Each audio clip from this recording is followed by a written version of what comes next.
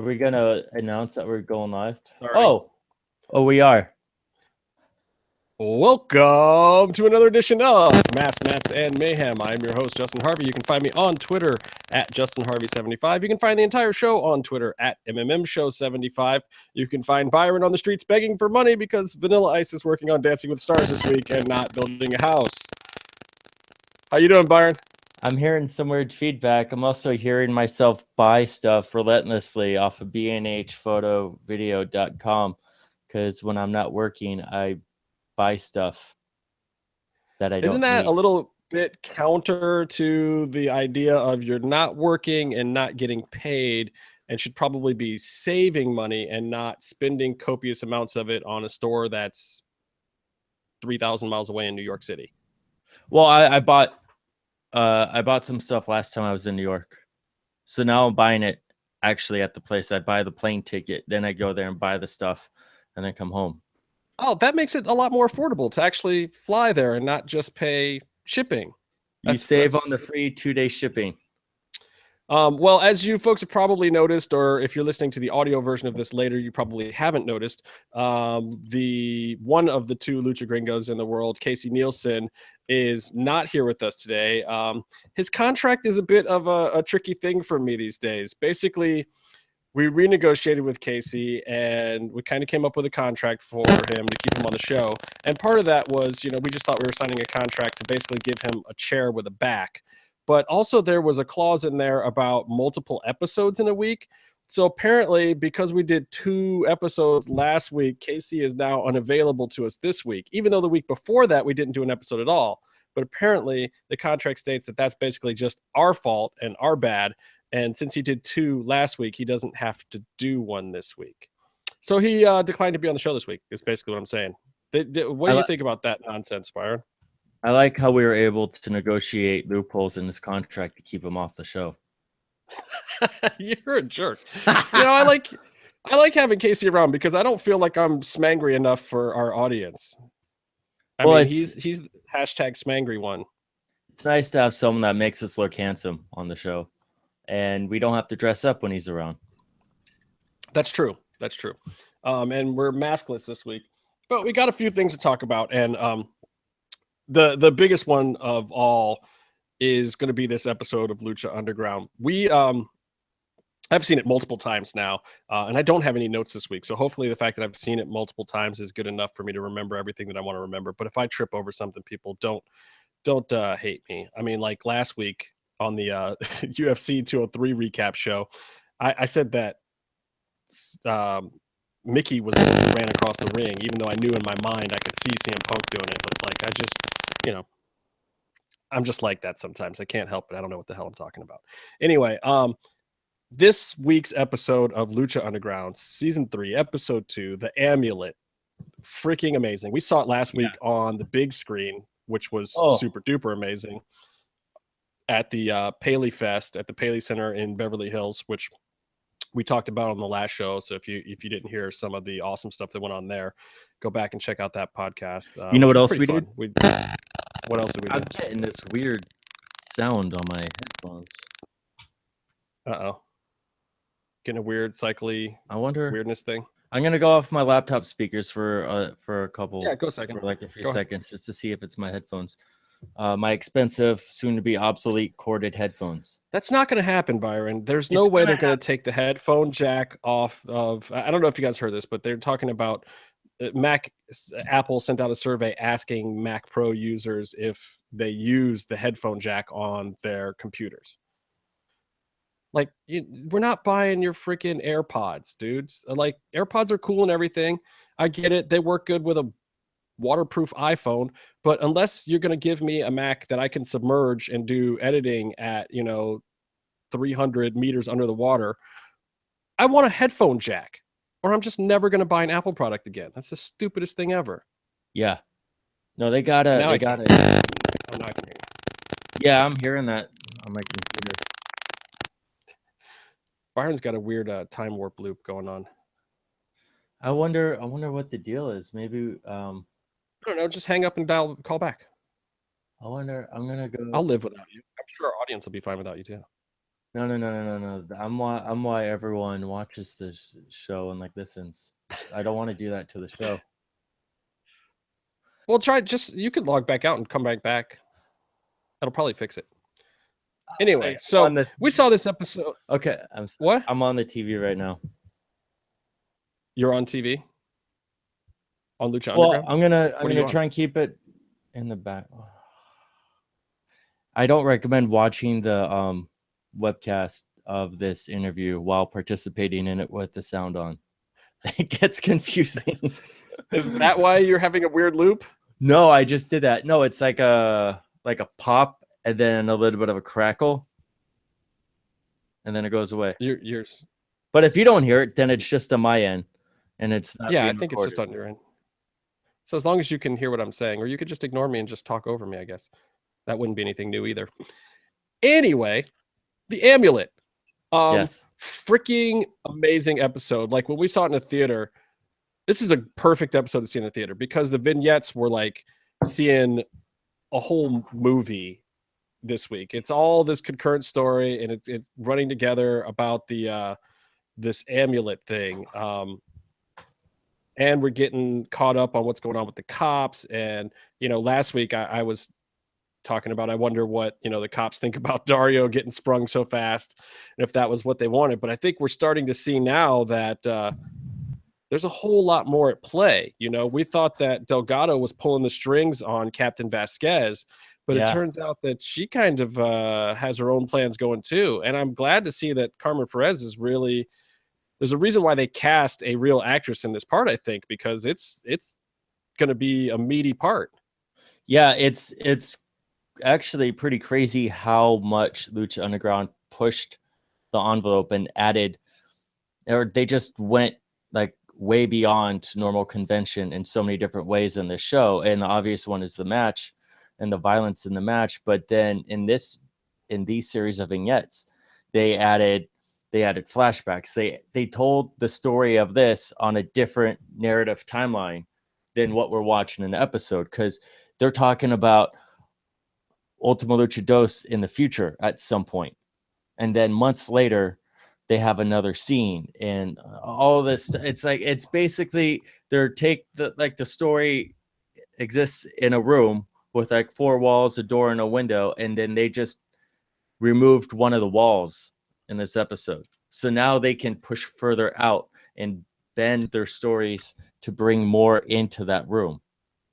And it's pretty crazy.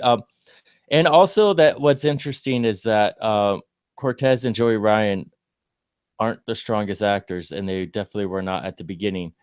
But by the time they have all the vignettes in this episode, everything seems to have tightened up. And when you have Carmen anchoring the scenes too, that certainly helps a great deal. Well, I think they're starting to fall into it, and it was funny because being at Paley Fest here, and Skip, the director of the vignettes, talking about it, he was like, for these guys, doing these vignettes for me is the scarier thing than getting in front of in a ring in front of 500 people and putting your body and your life in some other guy's hands. They seem to have no problem doing that, but he was talking about how the cast members tend to be more nervous doing their vignettes, which I believe. But Reyes, I think, is doing great now. I love him in that part. Oh yeah. Well, yeah. I mean, this isn't what they know how to do. This isn't their comfort zone. It's one thing to be able to throw a punch. They know what a good punch looks like, and then they know how to do that. But with this, there's so much. But yeah, they're doing a lot better, and anchoring all of the non-match, all the non-fighting segments of this episode with this story progression makes a lot of sense, because this basically anything not in a ring had this theme to it, from the soundtrack to the performance to the topic to the subject. You start off the episode with the theme with like the 70s cop show theme. And right, the music was great in this whole episode, by the way. Yeah, I mean, you're hitting the And ground they're just running pulling with from it. a library too. I mean, I don't think this was composed stuff. I think I saw DJ tweeting about it, or one of the guys, or EB Dub. I mean, they're just, somebody asked them where they got the music from, and it's like, oh, our editors pull it, and you and I know what that means. That means they're going through some library that is probably 93% garbage that their bosses over at MGM probably bought, and Burnett bought a set of 10 CDs, and you gotta scrape through there to find decent music for all your episodes. I mean, I think that's where you found Lex Luger's theme in WCW, so it's not all trash. Well, I mean, look at UFC. They commissioned a bunch of songs and they are trash. I mean, they're still using that one, like, the 1999 new metal song as their theme song. And they had that written for UFC. Oh God. No, if you're not gonna if you're not gonna license music that we know, like if you're not gonna walk down to the ring to Cult of Personality, then it's all the same garbage that we don't know. I mean, it's gonna be the same if you do royalty free and license, or if you have it commissioned. It's music people don't know. Yeah, that, by the way, was my favorite part of CM Punk's entire existence in the UFC, was getting to see him come out to the Living Color Jam again, his walk to the ring. That actually had me pumped for half a second. And then the match started and I remembered what the hell I was watching. And I was like, oh, yeah, I forgot this is where this is going. I was thinking, like, he was remarkably well, his mood and attitude was remarkably, like, uplifted. Chipper. He was real happy. He's not supposed.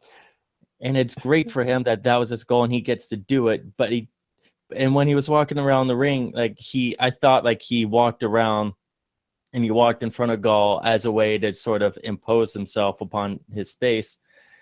And Gall reacted a little bit, if you notice the small things before the match started. But I think it was just him having a blast.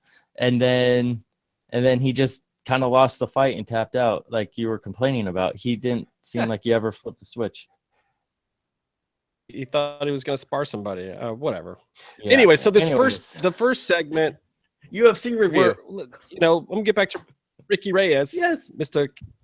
What's he Castro. Doing? No, as the cop, they actually call him Reyes, right? Yeah, she calls him Reyes as the cop, right? Was I mistaken? Okay, so he's got. And they got Joey's last name in there. What's too. That? They got Joey's last name in there too. Oh, which is Officer Meehan. So he's the.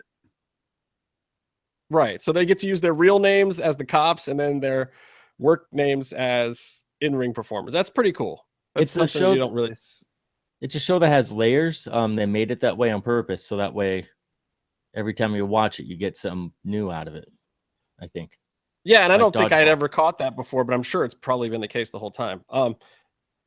Anyway, so we're going back in time here a little bit, but Reyes, they're not very happy with how this whole thing went down with Dario going to jail and whatnot. And I mean, what did you just think of the whole setup of where this was headed? I'm glad I've seen it 3 times by now, because of the flashbacks and because it's the same room over and over again. It was a little bit hard to sort of follow it at first. That they were different time periods. Like, it would have been cool if they had like May, whatever, and then months that come after May, so that way they would actually tell you where it hits on a calendar. But we're basically starting right after Ultima Lucha Dos, right? No, before. Starts before, because they're talking about bringing him in, and Captain Vasquez says, "Hey, I found out that we're gonna go arrest Dario at Ultima Lucha Dos," and they go, "That's cool," and she's like, "No," and they arrested him. Right. So that was she clearly, and that was our first hint to the fact that Captain Hotness Vasquez has something else on her plate. Like, wait, we thought you wanted to get Dario. What's wrong? We got him on tape murdering, rest in peace, Mr. Cisco. But he's a gatekeeper. Right. So they didn't want to bring Dario in at that point, or she didn't. She didn't. And it took Cortez like 3 months to figure that out, I guess. Right. So then we have the lapse in time, and Cortez has been gone. What you think she suspended him? They He's got to didn't. come back and make a decision of which I, side he's going to be on. whatever happened, I'm very disappointed they didn't do the badge and the gun. Hand over your badge and gun bit that you do in every cop movie. Oh, and then he could have gotten it back when he came back and told her he was on her side. I really wish they did that. That would have been incredible. That could have been cool. I mean, they're hitting all the other check marks on the list for that genre, you know. But it was cool. But I think what they're really establishing is that Captain, and with the vignette before, with the amulet that we need to talk about, they're really establishing that it's not like Captain Vasquez is working against her boss, but she's going off book, off the record, or out beyond her job. Like when you put all the pieces together, you realize she's potentially hunting someone she's been hunting for 1,000 years. Yeah, or protecting something. I mean, it depends on what it is. So let's talk about the 1,000 years ago, this segment where we've got this warrior and presumably his daughter or somebody, and he's. You know what that reminded me of? Alberto Del Rio and Paige, the two of them. No, the age difference was a little closer, I think, than those two. Yeah, that's true. Oh, and I want to get into ADR too. I'm baffled and confused by his entire existence at this point. Oh, yet I'm still halfway interested to see what he's doing.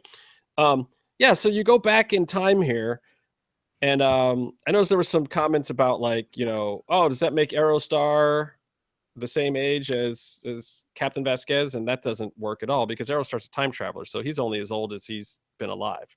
Because apparently, this amulet, it only works for the lady folks. Yes.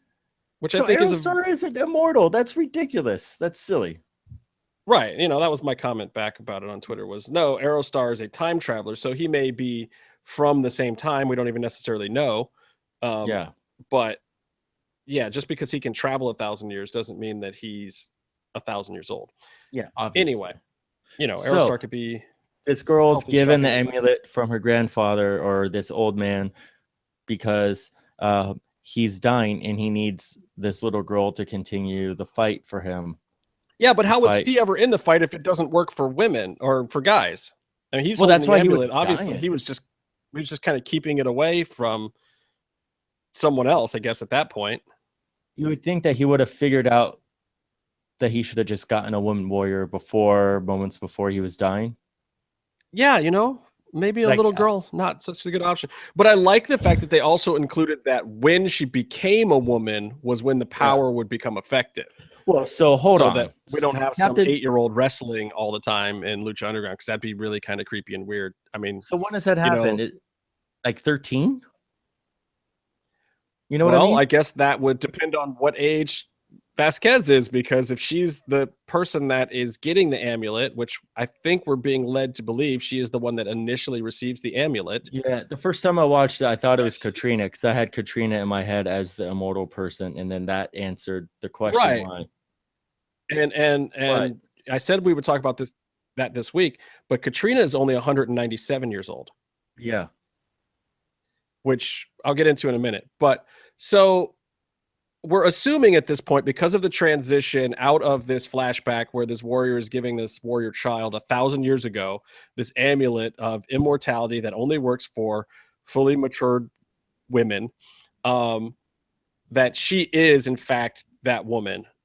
Or it could be that she was another woman somewhere along the timeline that the amulet was passed to. Or it could be that she doesn't even know that the amulet has that power. Now, here's the other, question. All she has in the present day, all Captain Vasquez has, is half of the amulet. Yes.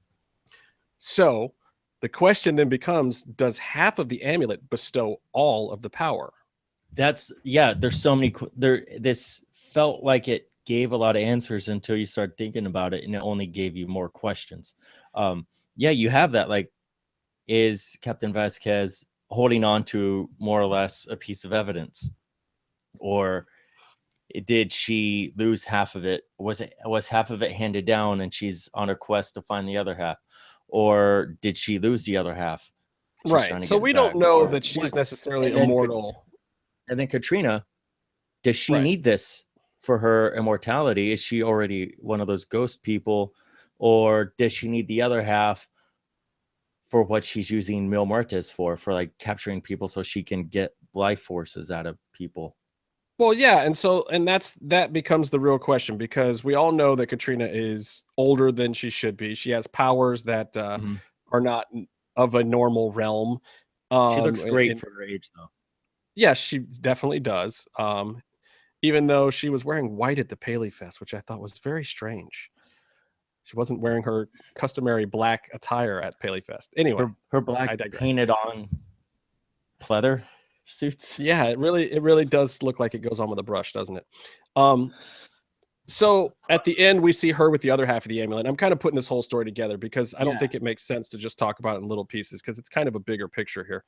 So you've got Captain Vasquez has half the amulet. Katrina has half this amulet of immortality that only works on fully matured women. And now we have to figure out, we know that Katrina is somewhat immortal because we've been told that she's 197 or whatever. She's almost 200 years old, and she teleports.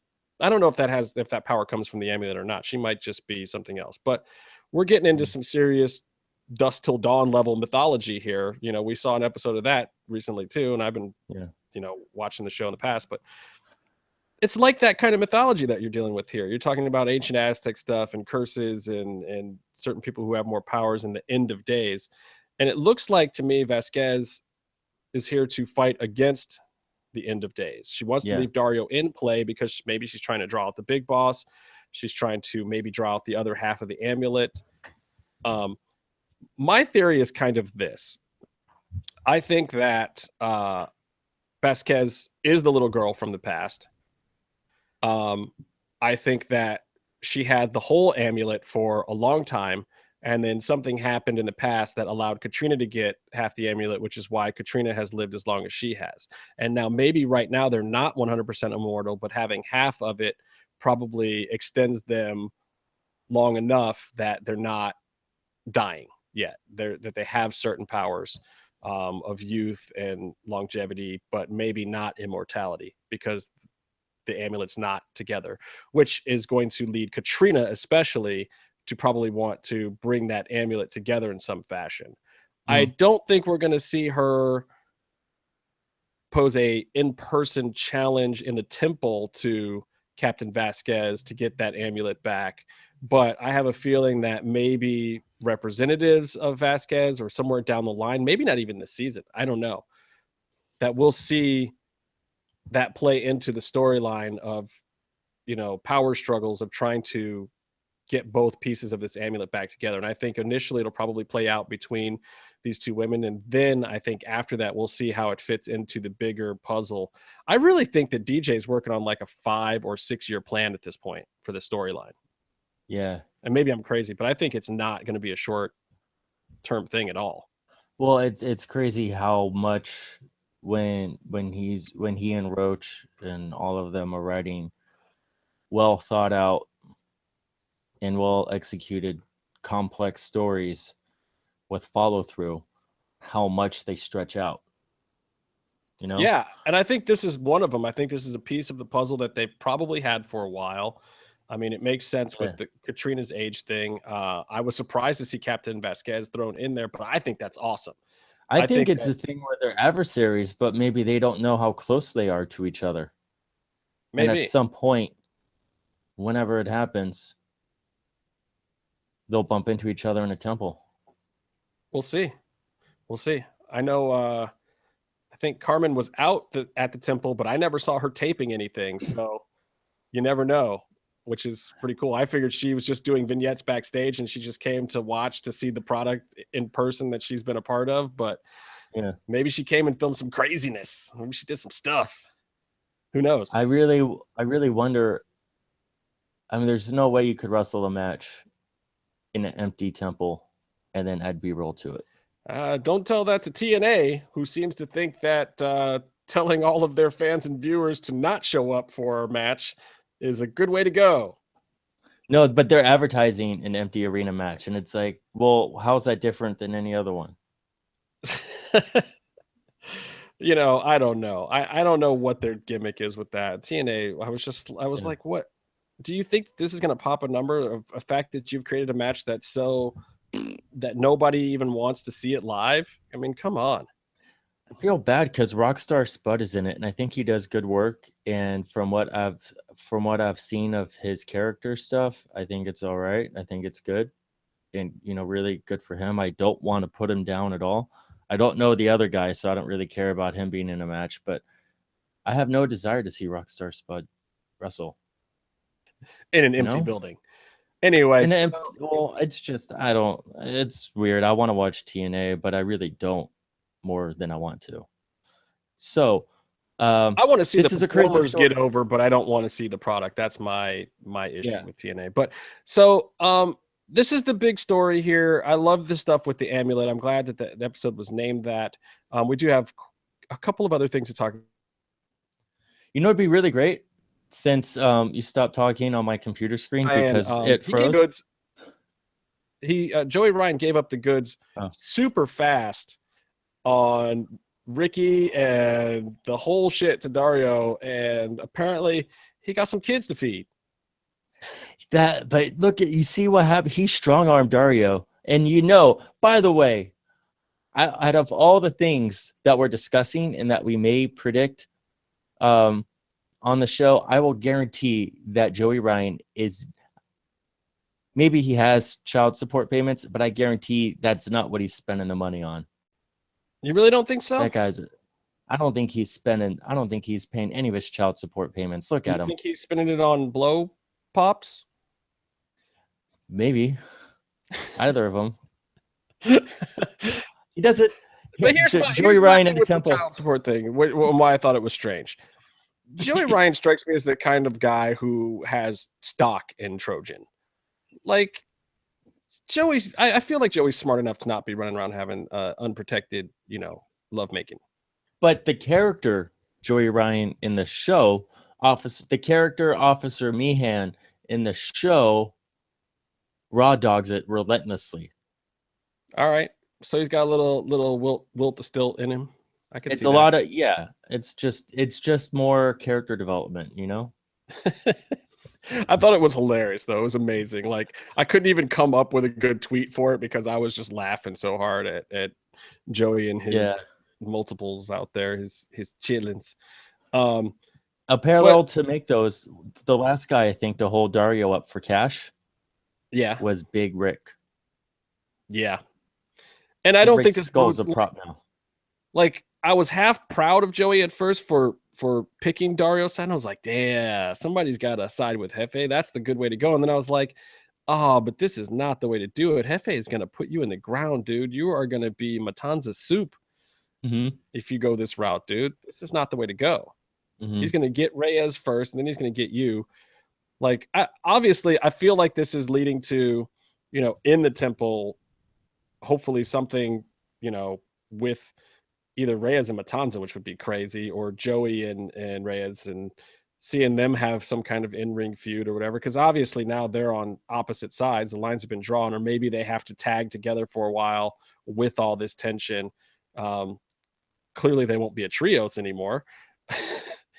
But it'll be interesting to see where it goes from there, just with the in-ring portion of it, because I feel like, the Lucha Underground guys are geniuses. They're still setting up an in-ring action with this too.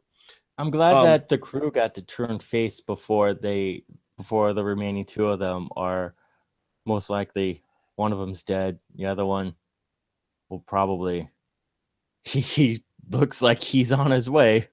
At least they got their face turned. I feel like this is crazy because I feel like one of the two of them is probably going to die this season, and I don't know which one it is. I feel like it could be. So I'm talking about the crew, like the two remaining. You have Chulo. Yeah. And Cortez. And I get mixed up with their ring names sometimes and then what they call each other. But yeah, you have those two guys, and Chilo got just bludgeoned to death by a toy bull. But he got that face turn of like he got to enjoy the spotlight of being a hero for a few weeks beforehand, which is great. And Cortez got to as well, but he has to think, he has to have some sort of inkling that he's giving himself up for the greater good, going back to the temple for this end of days thing. I mean, but maybe it goes his way. Maybe Joey's the guy that we see die, you know. Maybe Joey just has syphilis and he ends up running out of steam and dies in the ring from that. Yeah, we'll see. So anyway, I think it's a great setup. I think we got some cool cops and robber stuff in there. I think we got amazing mythology on the level of, you know, a show like Dusk Till Dawn or something with this deep, weird, mysterious. Well, you're watching the show. What? The first match. Yes. What? I said the first match. Did I drop out? Yeah. The first match was a short match, and it's not just because Masquerita was in it. The doctor was in the house. I'm stoked to have Wagner. Some people kind of look at him like an ADR or one of these guys who's been around forever that might not necessarily deserve all the rub or whatever. But I've always been a Dr. Wagner fan. I love the dude. He's been around a millennia. And, you know, he can still go, though. He can still go. He seems to play ball with the bookings. And, you know, he's one of these guys when he came in at the end of season 2, I was like, oh, that's going to be a one-off. We're not going to see him again. But here he is, and of all the people you could have him wrestle, like he's not going against Tejano or Daga or, you know, his first regular match in the temple, he draws Masquerita, which makes sense because it's playing out the whole thing with Famous B and Brenda from last season, but it's hilarious. I mean, it's just like, wow. There's so many elements to this match, this short match. There's so many elements, though, that we could talk about that were outstanding. Like, number one, it's incredible to be on Twitter when Famous B takes the microphone from Melissa. People get legit mad. They're like, I like the pretty girl. Why is he being mean to the pretty girl? And then they become like, what's the term for when you're trying to be really nice to a stripper? So that way, you know. There's a word for that? I don't think I've ever done that. There's some sort of word for that. Where like you're trying to be really like you're trying to like save. Oh. I just love watching you try to rack your brain on stripper club terminology. I have no idea where you're going with this. Well, you just have a bunch of guys on Twitter who probably haven't seen their feet in decades, tweeting at Famous B to leave Melissa alone. Like they're going to be her like white knight, you know, that's going to save her from his persecution. And then she'll end up liking them. You know, it's crazy. Like this one guy on Twitter was like telling Famous B to fuck off and then like threatening to kill him. And Famous B just replied like, ha ha ha. And I went to this guy's profile and he's just tweeting pictures at female wrestlers of them. Like there's an old picture of Asuka before she was Asuka when she was still Kana, and it's a swimsuit picture taken from like right below her butt looking up. It's basically a picture of her butt. And then he tweets that at her and says, I would like to be inside this. Right. And then this guy's trying to save Melissa from Famous B. And it's amazing to see all these sociopath like morons come out of the woodworks when Famous B takes the mic from Melissa. That's the first thing. It's more amazing that you stalked them down and found out all this information about them. I'm curious by nature and I want to know what people's stories are. Well, the match was awesome. There's not much to say about it. Dr. Driver on the little guy and just a complete smash. There was a great camera angle from the crowd, a wide shot of the ring, like a dirty over the shoulder thing, which we saw at Paley, which we talked about at Paley Center. That was really cool. That was a change up in the presentation. And I loved Famous B's face when he did the stethoscope and checked for a pulse afterwards. And he looks up at Dr. Wagner like in the old Jean-Claude Van Damme movies when someone gets killed, like, ah! And then he goes nuts. It was great. I wish they had 5 more minutes just to show them in a ring after the match. Well, in a show that has more than one monster, you can't just let the doctor get the only squash match of the night. So our friend Mil Muertes decided that he wanted to come and smash one of his friends, Argenis. Oh. What happened there? One of his old buddies? Yeah. Oh, Kayfabe would not be happy at that. Oh, don't worry about Kayfabe. Tell me about it. I'll be right back. All right. Well, Argenis had a valiant effort against the man of 1,000 deaths. Katrina was there to support Mil Muertes. And Argenis did a couple flippy things, which is cool. But ultimately, he got running power bombed on the back of his head, speared. He got punched in the face, and then he got flatlinered. I think Stryker's mic was malfunctioning because it was going like beep, beep, beep, like when the battery's low on a microphone, I guess. No, Stryker's thing was awesome. That was the best part of the entire thing, with Stryker doing the flatline. I mean, that was also more than half of the entire match. Yeah. No, it was cool. It's good. It's good to add that personality to a match that doesn't have much else to it. Well, no, it's great too, because they found 2 awesome squash matches to put in an episode that obviously needed a whole lot of breathing room for the WMD Weapons of Mass Destruction match, which deserved every second of airtime it got. Yeah. And they're plugging in a lot of these vignettes too. They could have had longer matches in the episode, but then the vignettes would not have been able to breathe like they did. So look, you got 2 squash matches. I know some people were complaining about it, like, geez, what the hell's going on here? But I loved those squash matches. I thought they were perfect to get some guys the heat that they needed, especially Mil and Wagner. Though I can't imagine that was a cheap thing to have Wagner come all the way in, probably pay him a lot of money, and have him just squash Masquerita. Well, they'll get what they can. They'll get the whole day, the whole weekend, or whatever is worth of filming. Yeah, and I think I was at the Masquerita one. Was that taped the first weekend, or was that taped later? They taped so out of order last season. Who even knows? I remember it was taped. I remember that they recorded it. Yeah. Well, so, I wasn't there for some of those, so he could have done 4 matches that day for all I know, and then they could have a bunch of stuff. He certainly wasn't winded after that one. But this episode not only has these amazing vignettes and has created all this mythology, but it has this match that is, at the second episode of the season, is now already a candidate for match of the year. I mean, I felt like this was probably better than most of the stuff at Ultima Lucha Dos, and Ultima Lucha Dos was amazing. Yeah. And here we are, episode 2. It's not the premiere episode. It's just, the second episode of the season. Hey, guys, let us throw this little bit of complete awesome magic at you.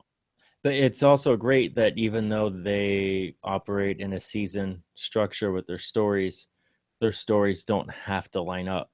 Like, yeah, if you have WrestleMania, but you don't have a storyline, or storyline kind of started too close to WrestleMania to really do its thing, they don't rush it for the big show. They can still give it everything that it deserves a few shows after that, which is awesome in Lucha. Is that another thing about how they're not so constrained by all these boundaries. So, like, we don't need to wrap up this mid-card storyline at Ultima Lucha Dos. It'll get buried in there too. We thought this storyline was going to be wrapped up last season. Yeah. But now it airs. I was ticked initially. It was like, I was kind of like, wow, they really didn't wrap up Marty Killshot. They didn't bring some closure to that. And they kind of did it towards the end of the season. But it's like, now I'm like, well, crap. I'm glad they didn't, because this is a phenomenal way to end this dog tag story. And now it's to the point where I'm mad that they did end it. I'm like, oh crap, I want to see these guys wrestle some more. Like, are they gonna fight some more? Is this feud actually over? Can they be a tag team together now? Like, what can we do with Killshot and Marty? Because, like I said, man, this is in my list easily, immediately for one of the matches of the year. Killshot and Marty the Moth both deserve, and Melissa too. I'm glad she lived. Yeah, but she was a strong element, additional element in the story of this match too. Yeah, not Melissa Santos. I say Melissa Church. I'm sorry, I meant Melissa Santos. Mariposa I was talking was about. great. Oh my God, I remember live. I was so worried because she fell and hit her head on the ropes. Yeah, that spot was, she overshot the table.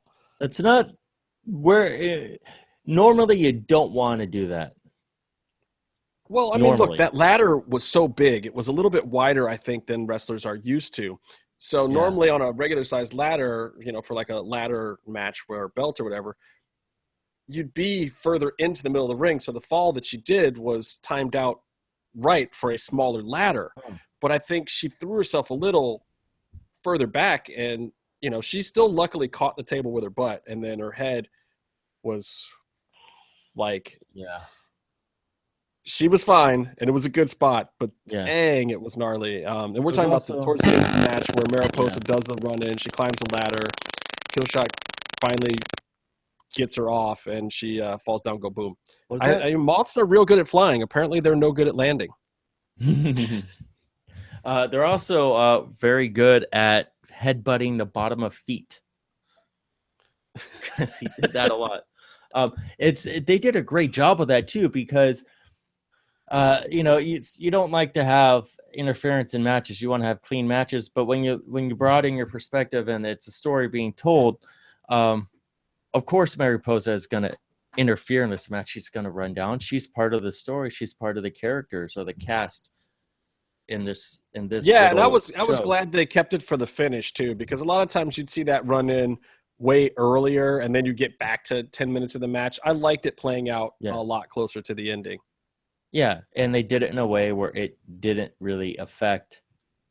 It's basically, you see Killshot thwarting her attempt, and she gets to do a cool bump.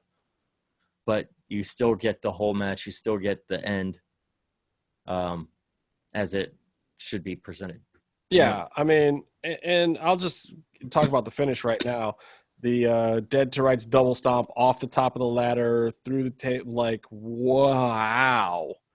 I mean, match of the year, that has to be the move or the spot, whatever you want to call it in kayfabe, of the year. Well, yeah, and that spot in the past, I'm not going to lie, as much as I love Killshot, that spot in the past has looked kind of gnarly. There's been a few times where he's done that spot, and the bumps on the other side of it have not looked super groovy. So here you are, and you're setting up like the ultimate version of this spot now, and it's just like, oh, I hope they've got this thing dialed now, because this is kind of a crazy spot to begin with. Yeah. And it looked pretty flawless right there. Kudos on the finish, the ending, no kick, no movement from Marty. I loved it. And he had kicked out of that double stomp, the regular version, earlier, which was pretty amazing. Marty never hit his finish, right? He never hit the curb stomp. No, I don't. Not that I remember. And what do you think was the craziest spot in this? Because you had the back bump off the ropes onto the ammo boxes, which didn't give. No, that was crazy. Then you had the back bump onto the ladder that was across the camera platform to the ring. The Death Valley driver. Yeah. Wow. Sort of. That was I don't know if that was supposed to be on the edge, but that was on the edge of the ladder. So you have the edge, and then you have another fall to the ground after that. And there was an apron spot that was a tease to a spot with that same ladder before. They did an apron. The German? Yeah. Oh. It was just crazy where they were going with the whole thing. It was nuts. And one of the issues or problems that you can, the corners you could work yourself into with those matches is you're escalating. You just keep escalating and escalating. And eventually, when you kick out of your finish 3 times, you hit each other in the head with ladders 15 times and all of this stuff. where do you go from there? What do you have that's going to be a believable finish when you have the slam on the ladder, when you have the power bomb to the outside the ring, right? When you have everything that happens, like Killshot kicks Marty in the head hard repeatedly. After one of them, CJ De Niro in the ring threw down a couple crotch chops, which was incredible. That was a highlight. Amped. CJ was amped, dude. That was amazing. And that works because Marty is not only a pure heel, he's not a cool heel, he's a pure heel in the temple, but he also frequently harasses Melissa Santos, who is a favorite among the fans. So you could see how, by that extension, a fan would be mad at him, as opposed to Shades of Grey or cool heels and blah, blah, blah. I mean, I thought that was a nice addition to the presentation, and it made sense. And by the way, great form on the crotch chops. Fantastic form. Well, you're giving him a lot of props. You got a lot of camera time yourself, man. The shot on you after the break earlier in the show, it lingered on you for a long, inexplicably long period of time. Yeah. Why? I mean, why would they do that? Why would they waste camera time with all these awesome vignettes? I guess the squash matches were too short. They had to fill. I think you have to watch for later episodes to see why they're really establishing visually that I'm in the temple, perhaps, without giving it away. I think they're just getting you out of the way so they can get to the good stuff when I show up, probably around episode 4 or 5. How many did they film that first weekend? Because I didn't go to any of the first weekend, so if they filmed 4 or 5. They filmed so much. I really, I don't know, no spoilers and all of that, but I do know that their shooting schedule on purpose tried to screw things up.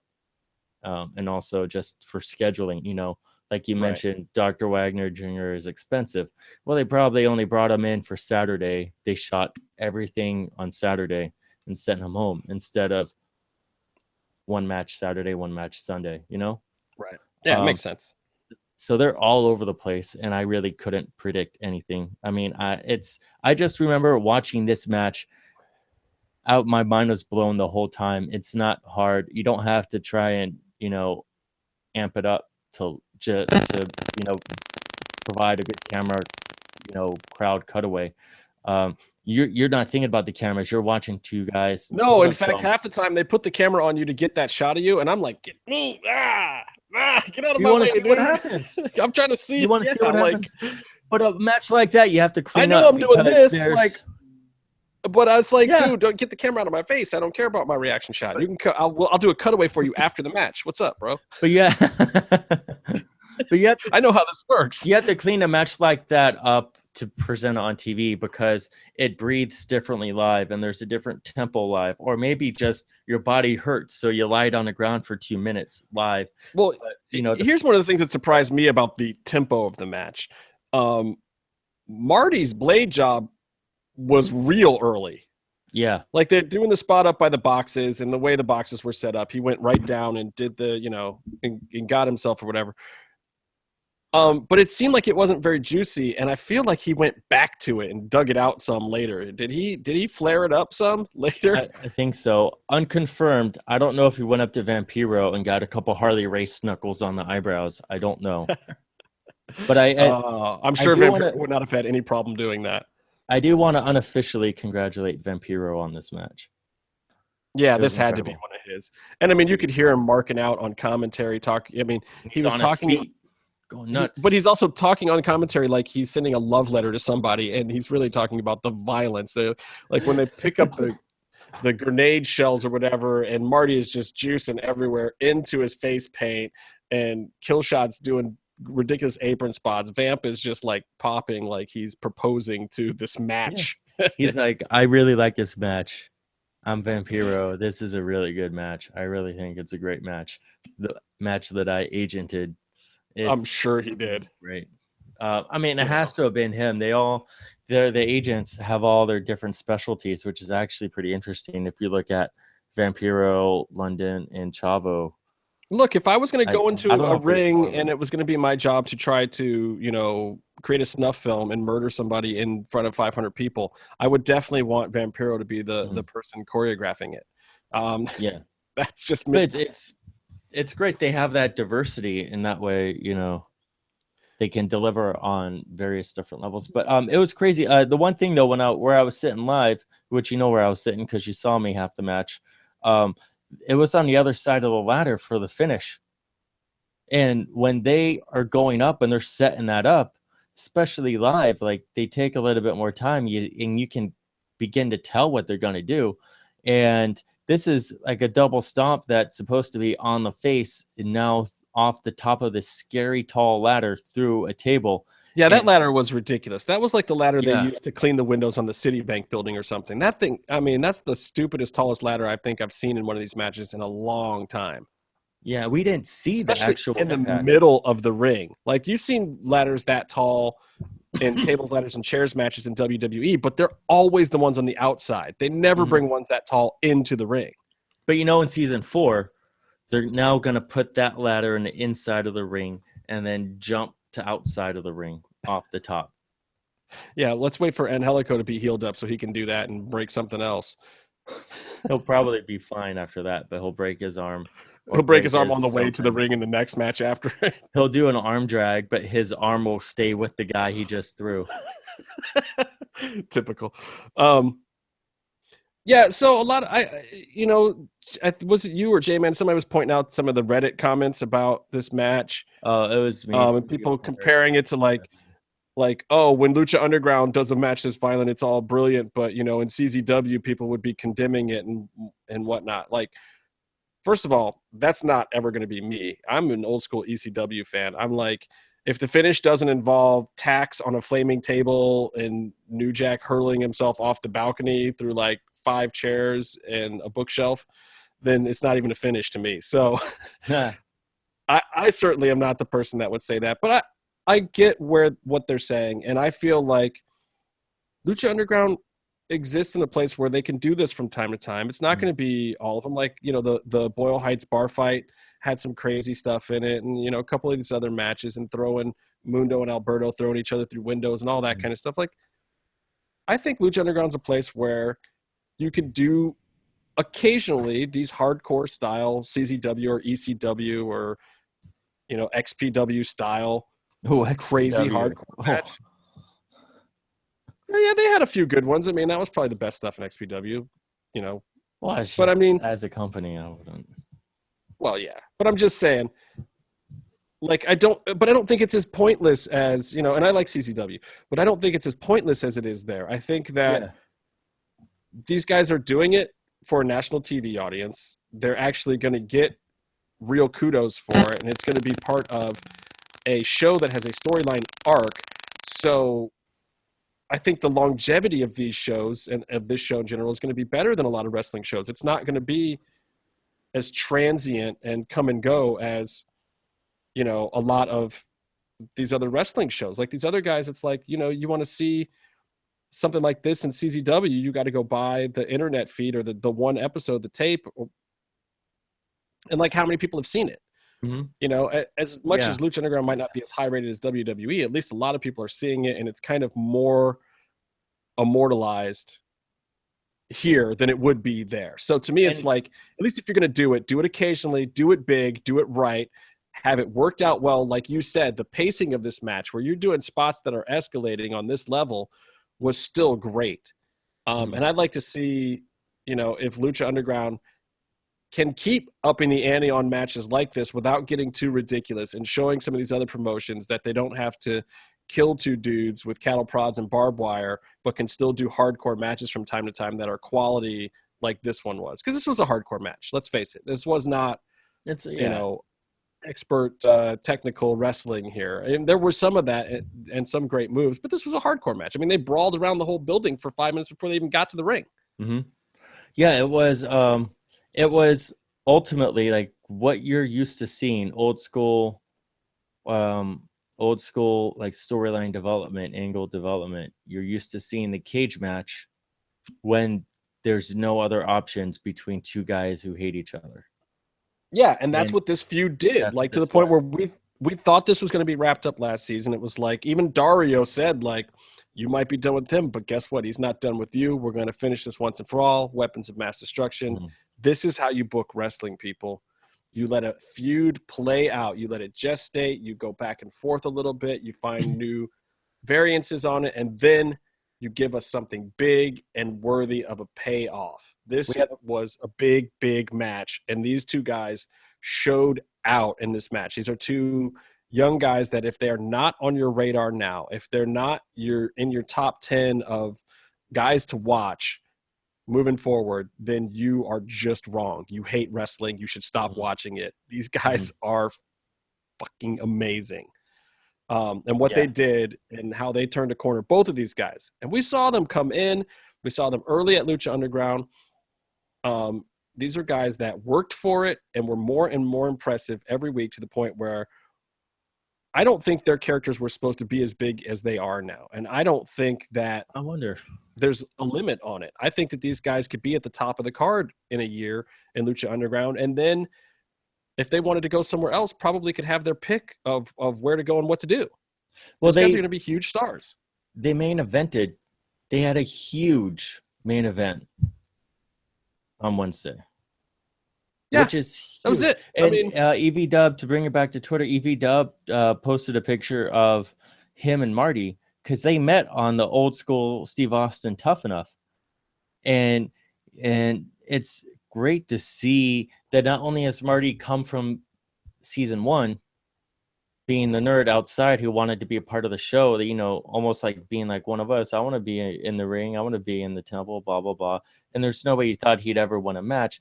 Now this guy, and he's gotten in great shape, and he's developed this incredible character that's so interesting to watch. And he's in these incredible stories, doing these matches, throwing his head into walls. You know, it's incredible. It's now. Crazy. Like, he's done that, and Killshot as well has done that. And I've seen him rise from that level in Lucha. But it's great to see, like EV Dub remembered him. And I think brought him in because he saw something in him. And Lucha Underground is that place where they will truly, if they see something in you, they will bring it out of you. The other great news for us is I think that these guys have set the bar for other guys who are coming in who aren't as well known in the future, that like, this is where you come and prove yourself. But if you do this, if you can get your character to this level and you can get your in-ring to this level and you can put it out there and do it safely, but do an awesome, exciting match for people to watch that people are going to talk about and make a match of the year candidate, then you can make something out of yourself in this business and do it with an awesome company. There was another, go ahead. There was another tweet. Someone tweeted, who knew that Marty and Killshot had this in them? And Marty replied, well, we definitely could tell.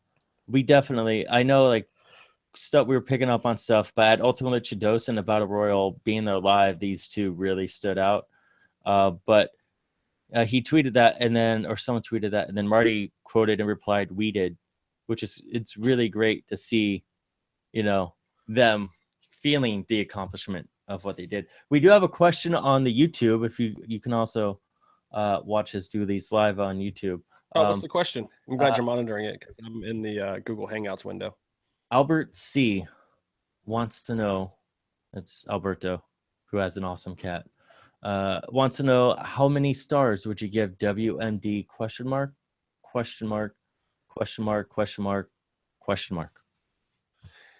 I mean, what's the scale we're talking about here? I don't know.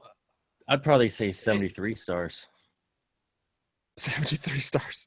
I'm going to give it a 4-star general. It was weapons of mass destruction, so 4 stars, because that's the general. That's as high as you can get with stars in the army. Well, right? But what, the president gets 5, right? It depends on who the president is. Oh.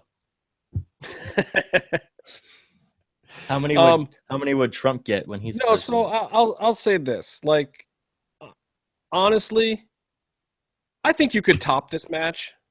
But of the stuff I've seen this year, it's up there.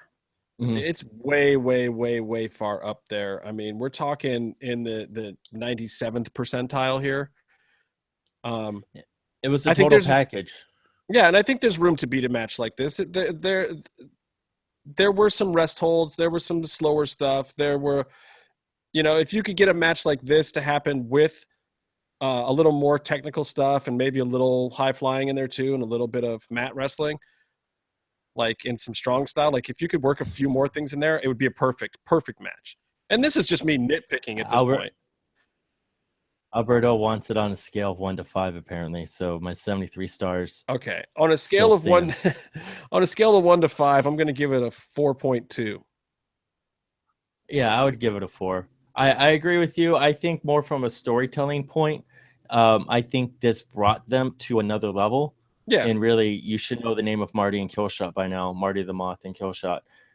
But I think that you're still going to have a technical lucha match between Prince Puma and Rey Mysterio Jr., and it's going to be better than this. See, I don't know, because I love the hardcore elements. My whole thing is I want to see a Prince Puma and Rey style match degenerate into something like this. That is a perfect 5-star match to me. If you can take a match where you work the in-ring and then you end it in a hardcore style, like my perfect 5-star match is probably Jerry Lynn and Rob Van Dam number 2 in ECW, where it was a 45-minute match, and it started off with a bunch of running the ropes back and forth and people clapping after they did the chain wrestling. And then by the end of it, there's trash cans and cheese graters and tables being broken and the whole world is just going nuts. And you just had this steady build into insanity to the end where Rob Van Dam flips out 5 rows into the crowd and everyone's RVD, whole fucking show, whatever. And to me, that's the ultimate match. This match, very close to it. Just a little more of the technical wrestling, and it would have been there. But at the same time, I think they intentionally don't want this match to be a 5 yet. I think Lucha Underground had every ability to make this match a 5, but you can't make every match a 5. You do have to have somewhere to go. And hopefully they have a plan for these guys where we get to see the perfect 5-star match out of them. So for Alberto, that's what I think. I think you got a solid 4.2 here. One of the best matches in Lucha Underground ever, and I think Lucha has wisely left themselves someplace to go. I have some more comments on that too, but just Alberto says that he thinks the storyline made the match, and all the brutality was a cherry on top. But he also wants to comment those feuds, RVD, Jerry Lynn, 5 stars. He says they were the shit. He loved that stuff too. I remember watching. I got to watch ECW like on public access at 2 a.m. But I remember since the very beginning, I started watching it. I didn't get to drive. Oh, you haven't told that story yet. You haven't dropped that used to drive to the shows all the time. You only just I think I might have mentioned that I've not today, but you mentioned it as often as possible. You're like, I used to. I've driven to the beer hall a few times, and there was a few touring shows in Cleveland, and I also saw Jerry Lynn RVD 3 at I think it was Living Dangerously pay-per-view in Orlando. I was live for that one, and that was pretty cool too. Sid Vicious was on that card. Oh, they did really well with him. Yeah, no, he was good in ECW. It was fun. But that RVD somersault into the audience, like by the vendors in the back, that's like almost the iconic image of ECW for me. For me, it's New Jack going off the balcony through the tables. Well, that too. I think there's a scaffold match too, and first, like I'm pretty sure New Jack's knees hit the ground first, and then his torso hit the table. It's just like, oh, what are you doing? Oh, that's not right. You did everything about that wrong. And then he still gets up and finishes the match. It's like, what are you on, bro? You are like on PCP or something. This is insane. Yeah. But so for me, I think what would raise the match, this Killshot Marty match up, I think it's further development of the characters and how we invest in them. Like I said, with Rey and Puma, those people we're way more invested in them. So we want to know what happens. We want to know about their personal struggles throughout the match, and then they'll flawlessly execute, but we also care about everything they're executing. These guys started off more or less, they entered the match as sort of light mid-carders who do stuff, but ultimately it doesn't matter so much. But thankfully they had the dog tags to sort of anchor this around the dog tags and the sense of honor, then Marty's constant being a heel and being a jerk about it gave us a little bit of something. But by the end of it, you know, they jumped up several levels, and I think where they're at now, their storyline, and I think the story would bump it up for me to more stars, to a better match. And I think they're at that level now where we'll want to see. Well, now they can, and now when they do, people will want to see it. I mean, I think this is the end of the introductory course of Marty and Killshot, and I hope that Marty went home and drove to La Jolla and took his bloody forehead and rubbed it on a couple of the pages in that blank book and ended that chapter.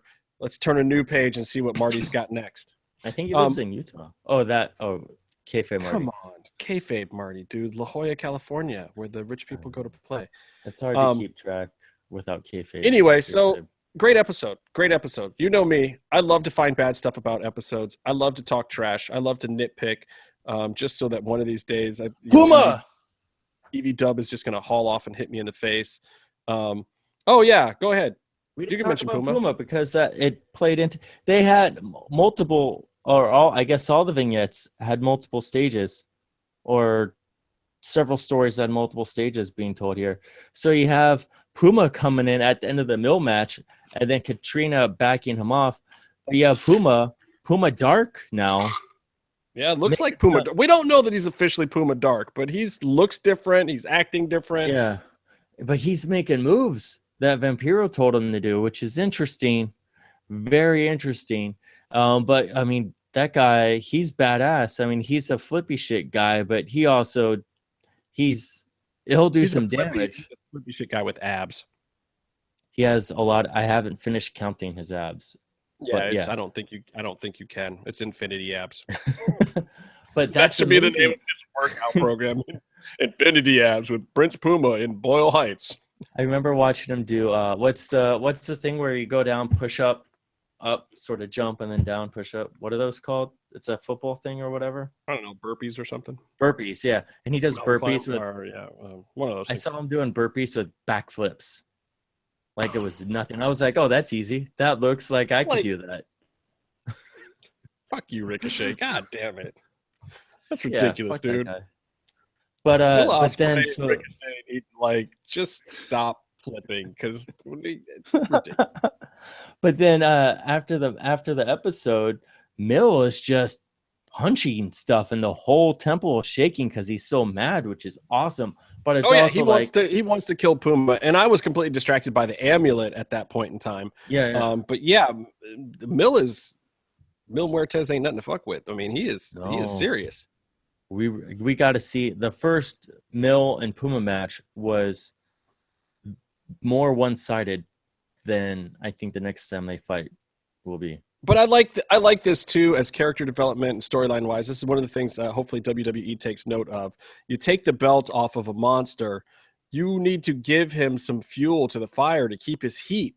Like Mill has not lost an ounce of his heat without his belt. I mean, he looked as dominant as Matanza for a while. And I hope that if and when Matanza ever loses the belt, they find a way to keep the fire going there as well. Because these are great characters and great wrestlers, and it's difficult when you have a monster who gets to the top of the card and you take the thing off of him. And you've seen what's happened to Kane in WWE. It's so hard once you get a character like that to the top. Like, there's just putting him back in the middle of the card is so difficult. You know, shuffling the deck with a monster is really tough, and they've got two of them in Lucha Underground. So but even with Mill superpowered reincarnated, like, he barely lost to Matanza the first time around. I don't know if he's on par with him, or, you know, we haven't. But the good news is, I don't think we have to find out. That's the other reason why you do this Puma angle right now, and you do it quickly, and you get Mill super fired up because it keeps your mind off of the fact that this guy was at the top of the mountain. He was the unbeatable monster in Lucha Underground, and all of a sudden he's not. So you got to reinforce that, you know, and Cage has a little bit of this problem too. It's like, we know he's a monster. He should be destroying everybody, but yet he's not at the top of the card. So how do you keep a guy like that hot, you know, keep the crowd loving him when he's not fighting for the belt? So Yeah, I think it's a great job with Matanza. It actually Yeah. makes me interested to see where he's going. I like the Rage. I like him partnered up with Katrina. She's got Mortis. an amulet too, so you can Mortis. So you can tie in, you know, all of these elements into his storyline and keep him going. And we'll see. Anyway, great episode of Lucha Underground. Great episode. Hands down, great. UFC. No, So I'm we gonna talked- actually.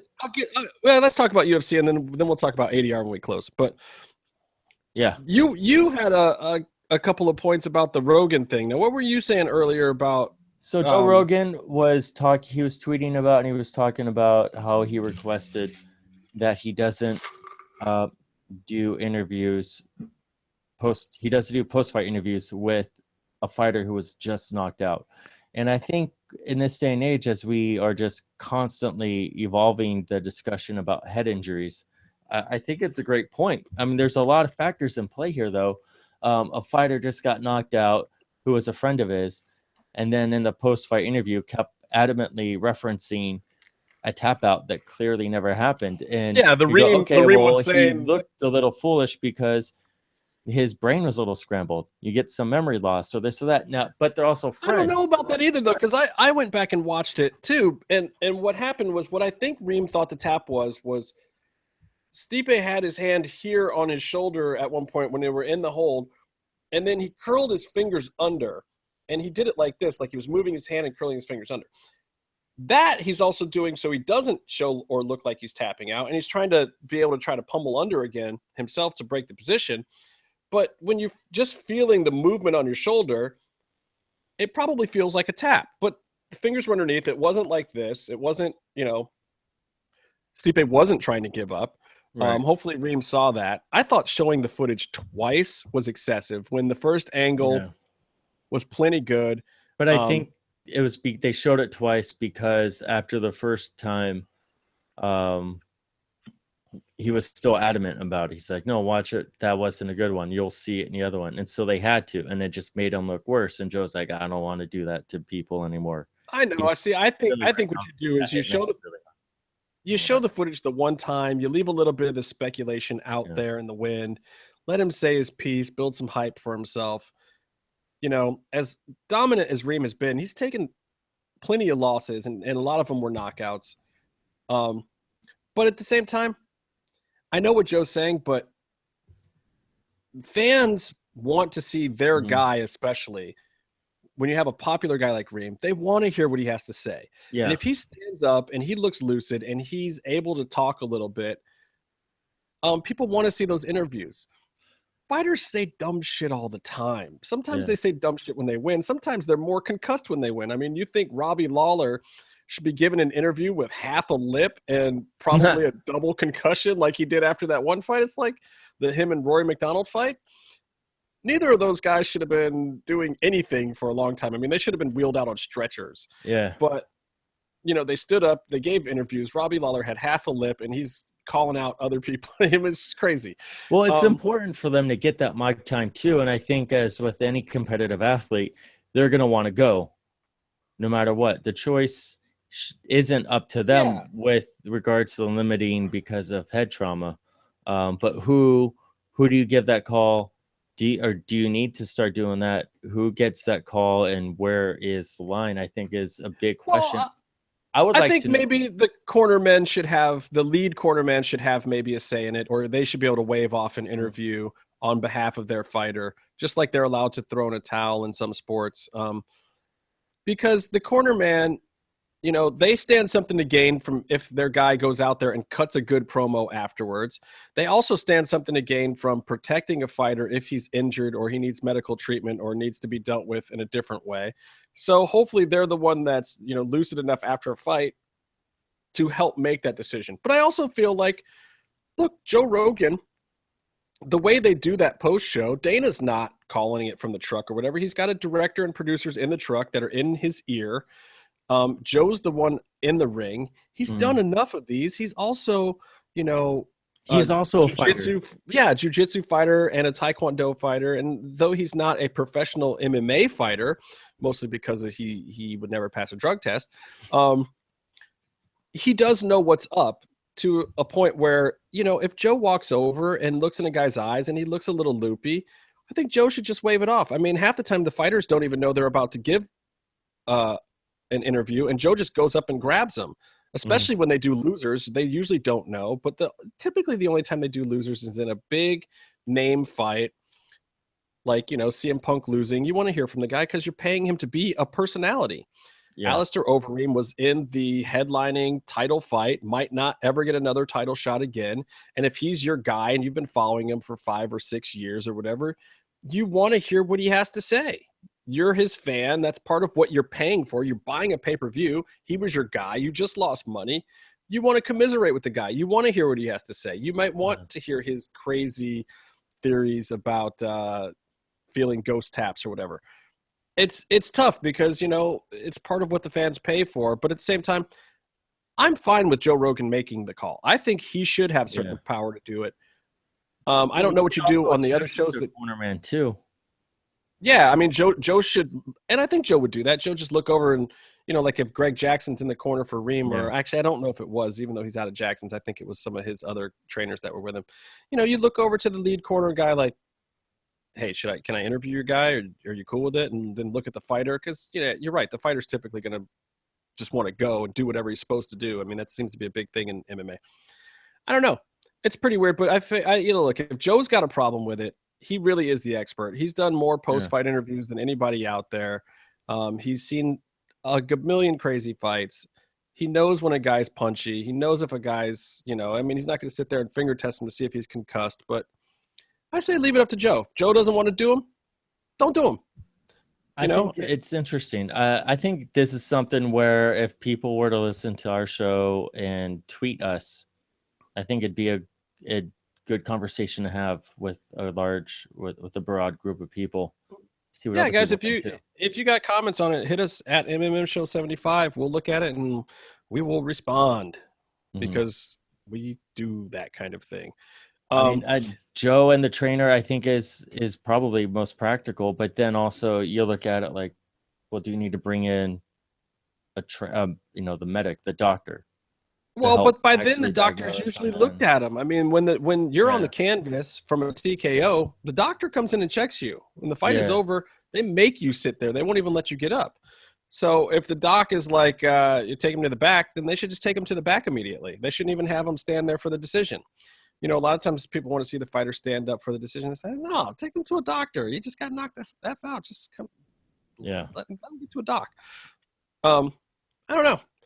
I got some other interesting news. So what's that? Cowboy Cerrone, who was supposed to fight Robbie Lawler last time we were on, we were talking about that fight. Even I think at that time it had probably already been announced, you know, that Cowboy wasn't going to fight. This is for the big Madison Square Garden card. So I agree with Robbie Lawler though. So basically what happened, Robbie Lawler, I think it was in Cleveland, even it says he wants to meet with Cowboy, goes and meets with him and tells him in person that he's not going to accept the fight, which is super cool. I mean, these guys are, you know, they're not best of friends or anything. They were going to fight, but he was like, look, it's a big deal. It's Madison Square Garden. They already announced the fight, but at the same time, I'm not going to take the fight because Robbie Lawler has been in some freaking wars in the past 2 years, and he just needs more time. Cowboy Cerrone is crazy, and he'll fight every 2 months. You know, he doesn't give a shit. The dude's nuts. So, you know, Robbie told Cowboy to his face, like, bro, I can't take the fight. We'll do it down the line. I promise. Like, if you want the fight, I promise we'll still do the fight, but I can't take it right now. So Cowboy decides to stay on the card, and now they're announcing that maybe he'll get Kelvin Gastelum. Not confirmed yet, but it looks like the good news for Cowboy is he's going to be on one of the biggest cards of the year. The first time ever the UFC is going to New York City or state, and they're going to the Garden, and it's a big deal. Well, they've had a struggle to get licensed, right? Yeah. Just got finished this year. It was a big, long struggle. The last state in the union to legalize mixed martial arts was the state of New York. They held out forever. There was all kind of weird politics involved, and the old timers who were basically blocking it for a long time finally left, and so they were finally able to get it through. And it's going to be one of the legacies of the old regime of UFC that's left. Joe Silva, the head booker for UFC since before Dana came in, since the SEG days, is also announced that he's leaving the UFC. That may really change the face of UFC. Like Dana has always worked with this guy. And Dana has only taken on booking the stuff that he wanted to book. And Joe Silva was always the main guy, especially for the upper weights. And then they brought in Sean Shelby, who dealt with, I think, lightweight and below, or maybe just 45, 35, and 25, the lower weight classes, and maybe some of the female fighters. But Joe Silva, I mean, like, you know, you talk to any guy who's a 205 pounder from like the Chuck Liddell days or whatever. Yeah. Joe Silva booked all those fights. Joe Silva created those rivalries that you know and love as MMA. And with the new owners coming in and everything, he's going to bow out at the end of this year, which is, it's going to be interesting. I don't know what the face of UFC is going to look like without him. And he runs the shows a lot of times too when Dana's not around. I mean, this is a guy who is basically like the number 2 after Dana at the UFC. You think, why do you think he's leaving? Was there a reason that they gave? Oh, I mean, he's done it for a long, long time. And we're talking about since before the Fertittas bought UFC. He was there in the SEG days, in the dark days of UFC. I wonder what the proximity to the deal. I wonder if something. Well, I mean, he might be getting a good buyout, or this might just be a natural lapse in his contract or clause. And this is a guy that I'm sure has plenty of money. I don't even think it's about a money thing. For any of these guys, it's really about, do I want to keep doing it? Or is now, with this regime change, the time for me to get out? And for Joe Silva, who's been there even longer than Dana, you know, Dana's probably only going to stay 4 or 5 years at this point. So if Joe Silva can get out now and kind of start ushering the transition to the new owners, maybe it's a good plan. I don't know. Yeah. DC versus Rumble. Rumble's been calling for DC. He wants to be on that Madison Square Garden card. Doesn't look like it's going to happen. DC is talking about UFC 207 instead. So that'd be a little further down the line. We'll see if it even happens. We'll see if John Jones gets his stuff cleared up, because 205 is just dismal. That weight class right now, I don't know. Like, we need to have John Jones back to make it exciting, but at the same time, he needs to stay out of trouble. Is there a further development with John Jones? No, I mean, it looks like he received a tainted supplement, but in that USADA might let him get a lesser fine or sentence, but because the fight that he was booked for was in the state of Nevada, the Nevada State Athletic Commission still has jurisdiction as well. There's kind of a double jurisdiction thing here. So they could impose a fine or a sentencing that is completely unrelated to anything. And they've done crazy shit in the past, like suspending Nick Diaz for 5 years for weed and then overturning it and lessening the sentence. So, but hey, speaking of your favorite drug addicts in the USC, Chael Sonnen, he's back. He's back, and he's not in the UFC. It has been announced that Chael somehow weaseled his way out of his UFC contract, and he is going to Bellator. Even after he submitted to all the USADA testing, maybe he didn't pass some of the USADA testing, and we don't know about that. Something is up, but somehow he got out of his UFC contract. The doping rules in Bellator are not quite the same. They're not as strict. That doesn't mean that they don't have them, but he's going there to fight, and he signed a real contract to go over there and fight. And I think you're going to see Chael back in a cage, but you're going to see it on Spike.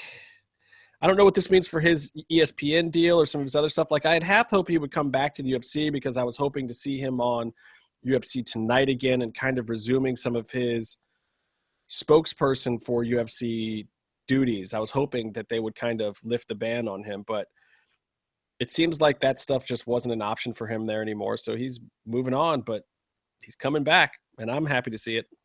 That's awesome. He's a strong personality in the sport. I hope he keeps podcasting during the fight. I mean, some of these guys, or at least the training. Yeah, I mean, I think that you might get a little more sporadic when he's got a fight coming up, but it's podcasting. So Yeah, it's cool that Chael's back, and especially if you're a guy like me and you or whoever and Casey, if you like wrestling and MMA, you want the guys like Chael Sonnen, you want the Conor McGregors, you want the guys who know how to build up a fight, talk a little smack, but still get in there and actually put on a real fight too. I mean, it's not the actual inside the cage is not a work, so you got to be able to work outside the cage and then go and shoot once you're in the cage. Chael's one of those guys. And I think Bellator's a better place for him anyway. The competition level at 85 and 205 is probably just a touch out of his reach.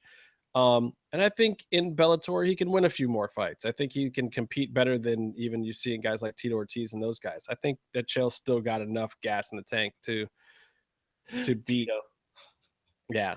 That may end up being one of the fights you see. Who knows? He hasn't even won a fight.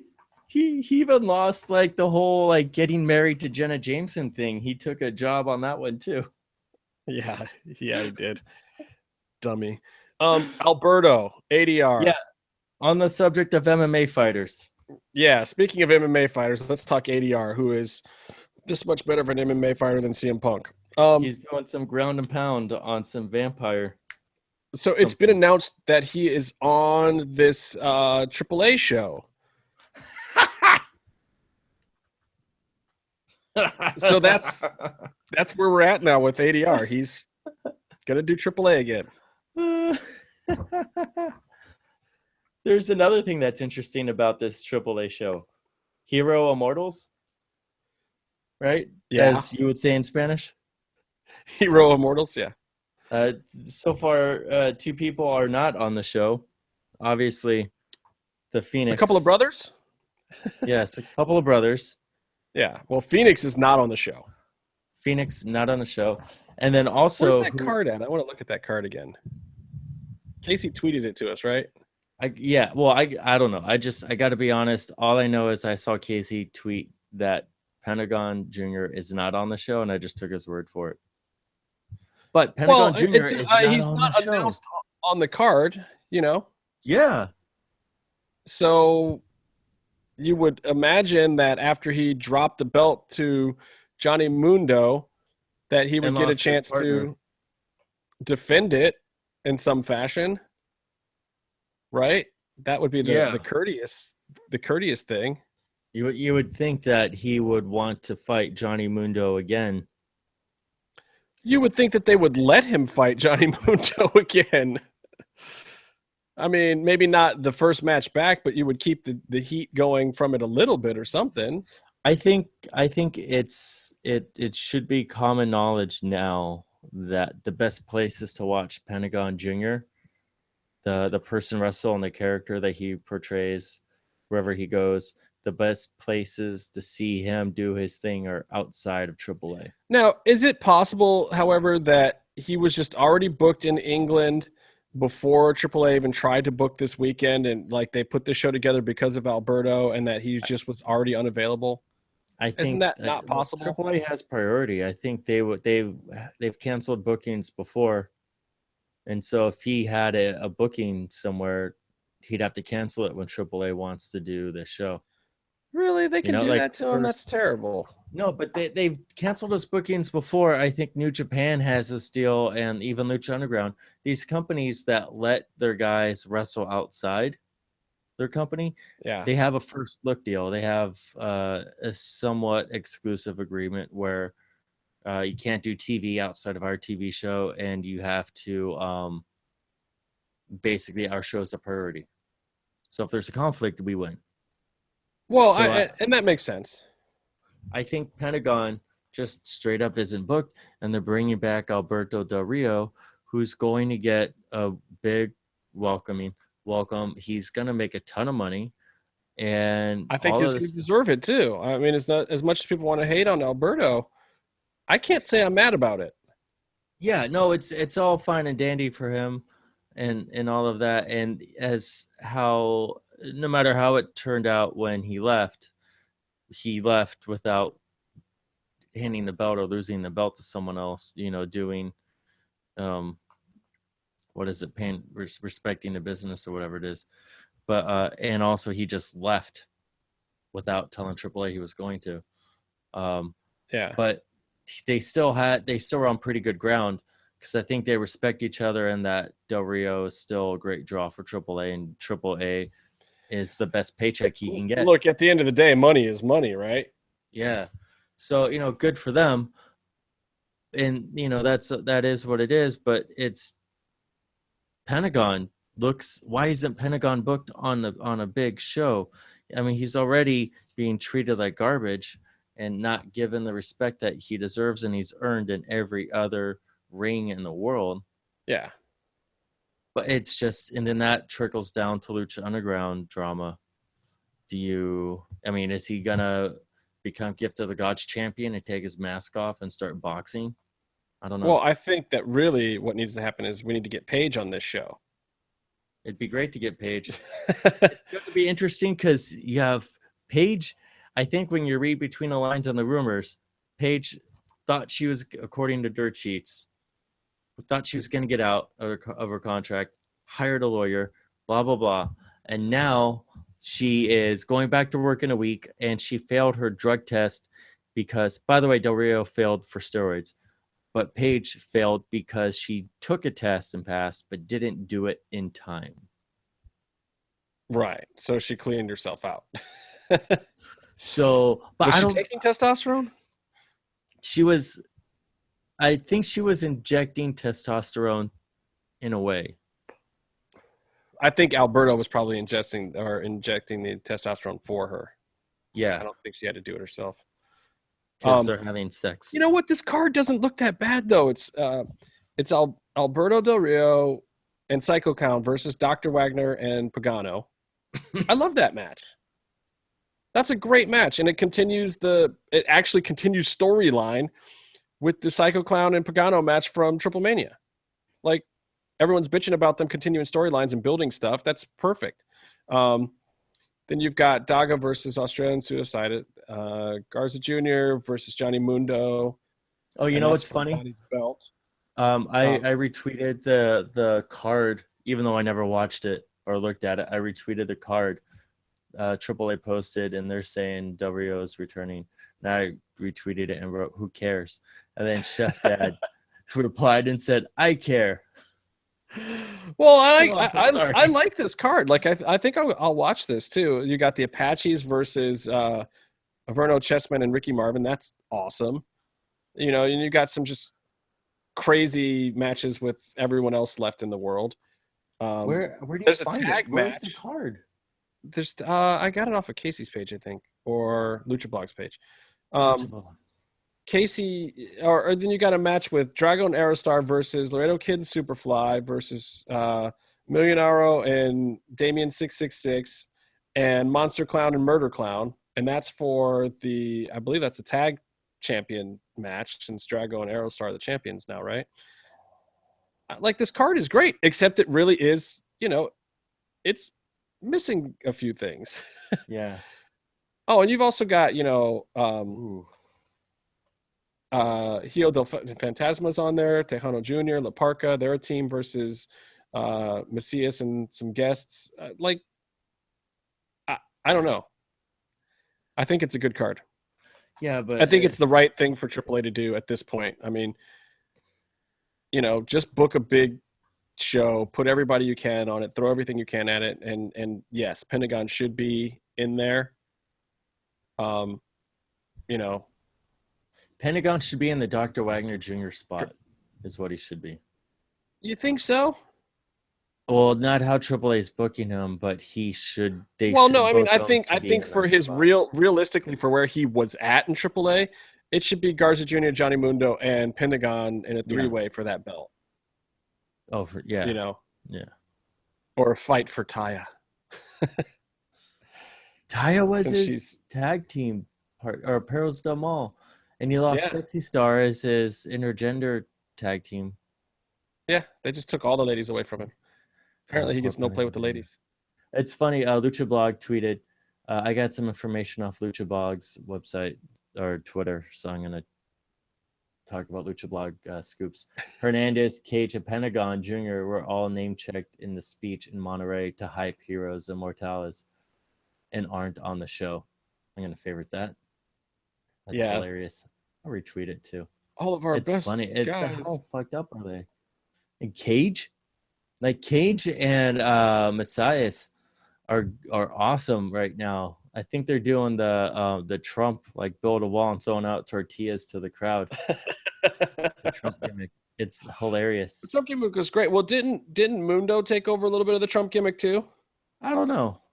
I think he was showing it at Triple Mania a little bit, if I'm not mistaken. I mean, it beats whatever that crazy oh my god, entrance with the chariots and the Ben Hur thing was. That was nuts.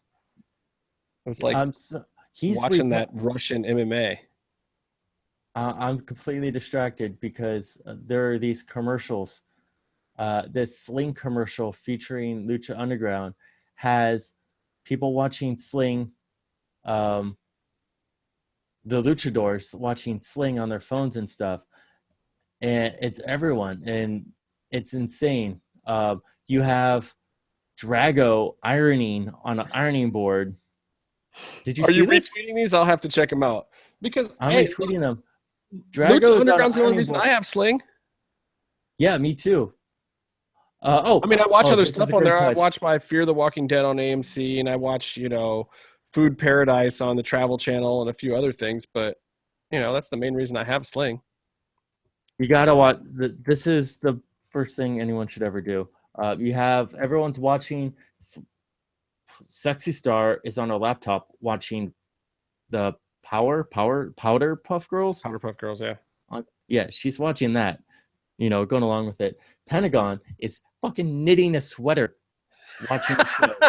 Then Drago is using a fire to heat up his iron from his mouth. Yeah, I'm seeing that one now. Looks up at Pentagon and goes, "Are you watching without me?" The Pentagon's like, "Oh, this is incredible. These are amazing. Like, how did this go under the radar? No one talked about this." Well, where would Sling run these ads? I don't even know where they would run this. I don't know. I didn't see him when I watched Sling. But he also posted the reports of the ratings, and there was reported for episode 2, season 3, 99,000 viewers in the first run, which is down from last week. Last week was just slightly down from Ultimate Lucha Dos, but that was the special. I think they got about 130, 120,000. Right. In the first episode. This is 100,000 or 99,000 in the first run. 55,000 in the repeat, which is a slight uptick. 154 total, which is a downtick from last week's total. It's not bad though. It's like you're into the regular part of the season. I think ultimately what matters is market exposure, not so much the viewers are going to increase when they get El Rey. Well, and ultimately, the TV game is not necessarily always about the biggest number. When you can get a consistent number and you know who the market is, like what Sci-Fi Channel does, for instance, the number isn't as big a deal. Like with El Rey, I feel like you're reaching a good market. You know who to advertise to. Yeah.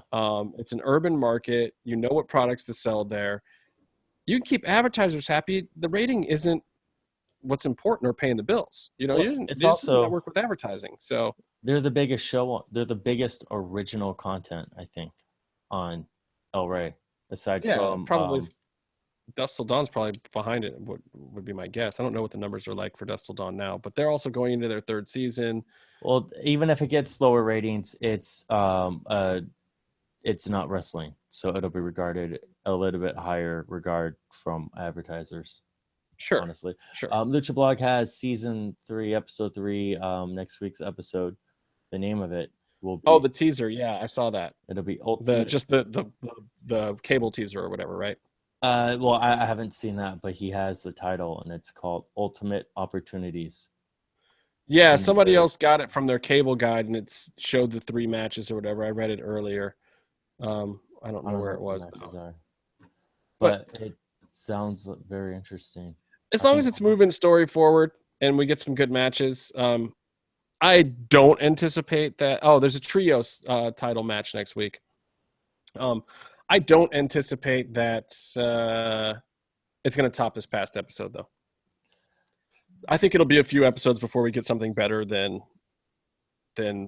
episode 302. But that's fine. I'm good with that. I don't want every episode to be weapons of mass destruction because it would be too much. Check this out. We're having an unofficial Lucha Blog guest star on this podcast. You're just you're just mining his Twitter for stuff. It's interesting stuff. Well, Casey's not here, so you got to get your info from somewhere. Normally, Casey would just spew all this stuff from memory. I've met Lucha Blog. I think you have too. Yeah, I've met. He's a super cool guy, and he's never been to any of the shows I have been at, though. I'm just saying, I'm not going to rat him out because I'm not a Joey Ryan. Oh, how are you going to do that? I'm not going to MVP him. You also don't have the kind of child support he has. I don't.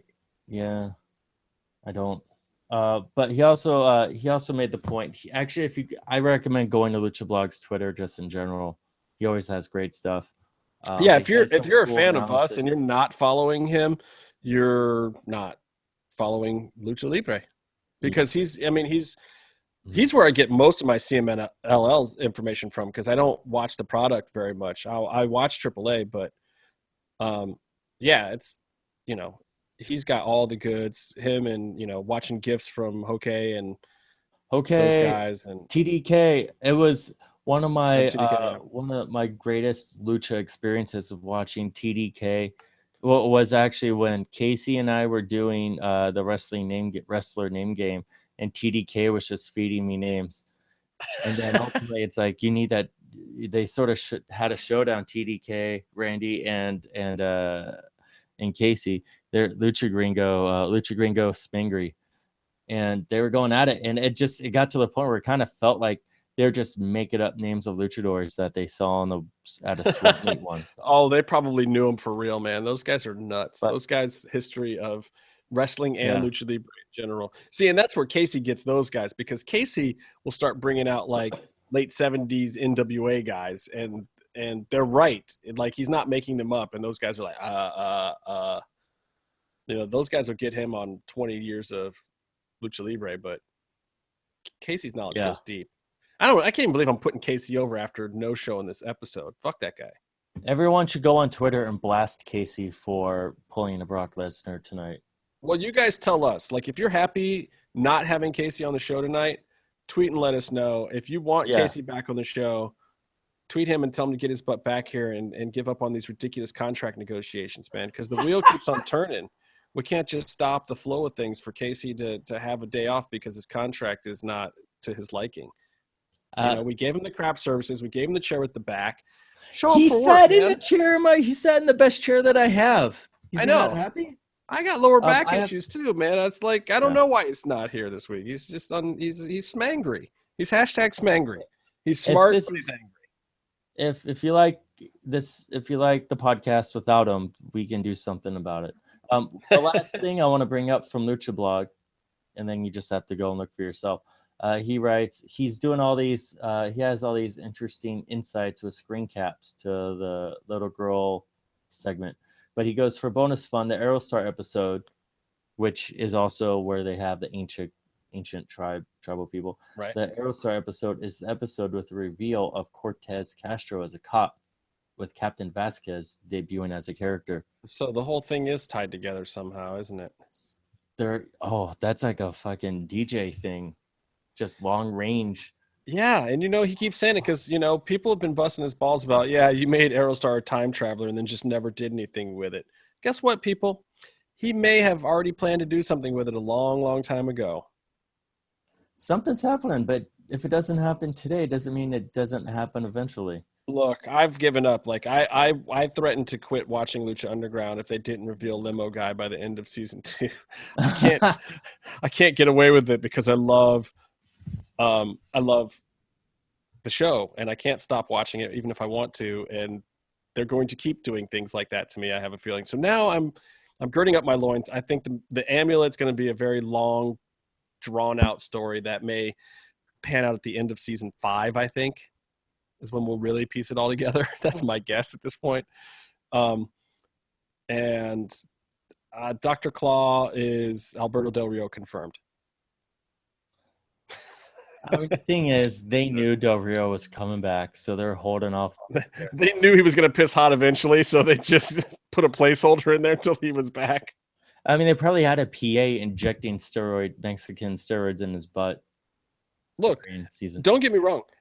Never say never either. I believe that Alberto Del Rio may appear in the temple again at some point. And I'm not saying that because I think DJ or Evie Dub or any of those guys think that he's coming back or even want him back at this point, but I could see a time and place sometime in season 4 where it would happen.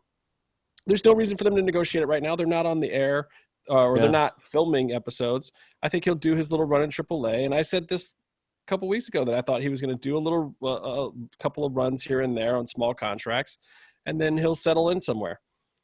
I don't know that he's going to settle in. I think he's at the end of his career where he's trying to do. He's just going to go, like you said, year to year, looking for the most money. But I think he's going to.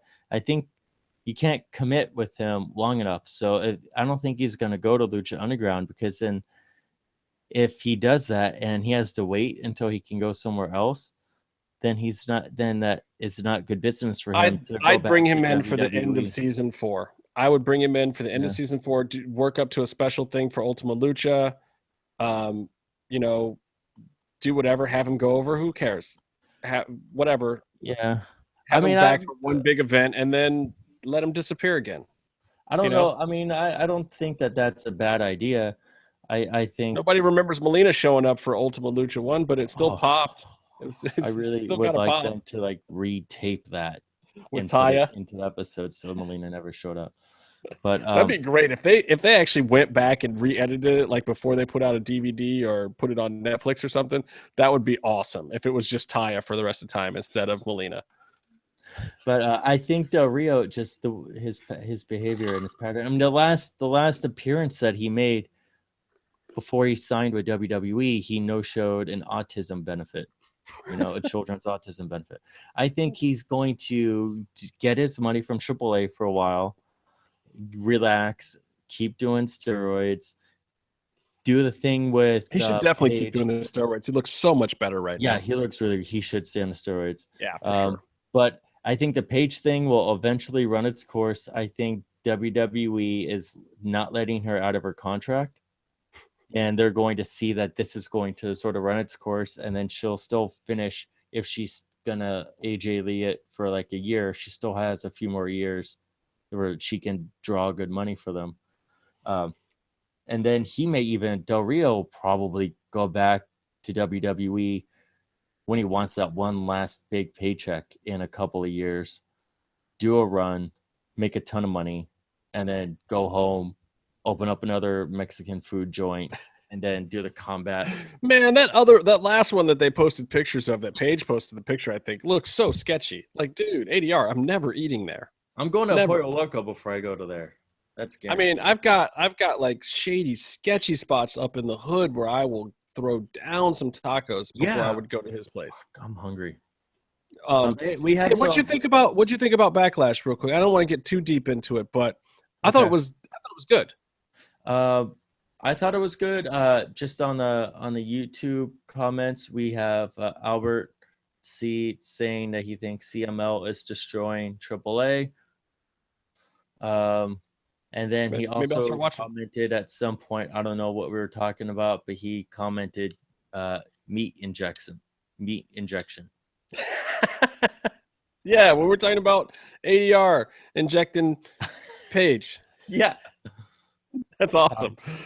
But Backlash I thought was good. I loved getting the win with Rhino. I loved it. Oh, Heath Slater is amazing. He's been amazing for a while, but he's entertaining as an underdog. And there was this interview where Triple H was talking about different dynamics of characters, how some characters get more over when they lose, and then when they win, all of a sudden the support dies away. And that's crazy, and it happens, but it just sounded like it described Heath Slater so much. We're rooting for him, but then is he boring when he's winning?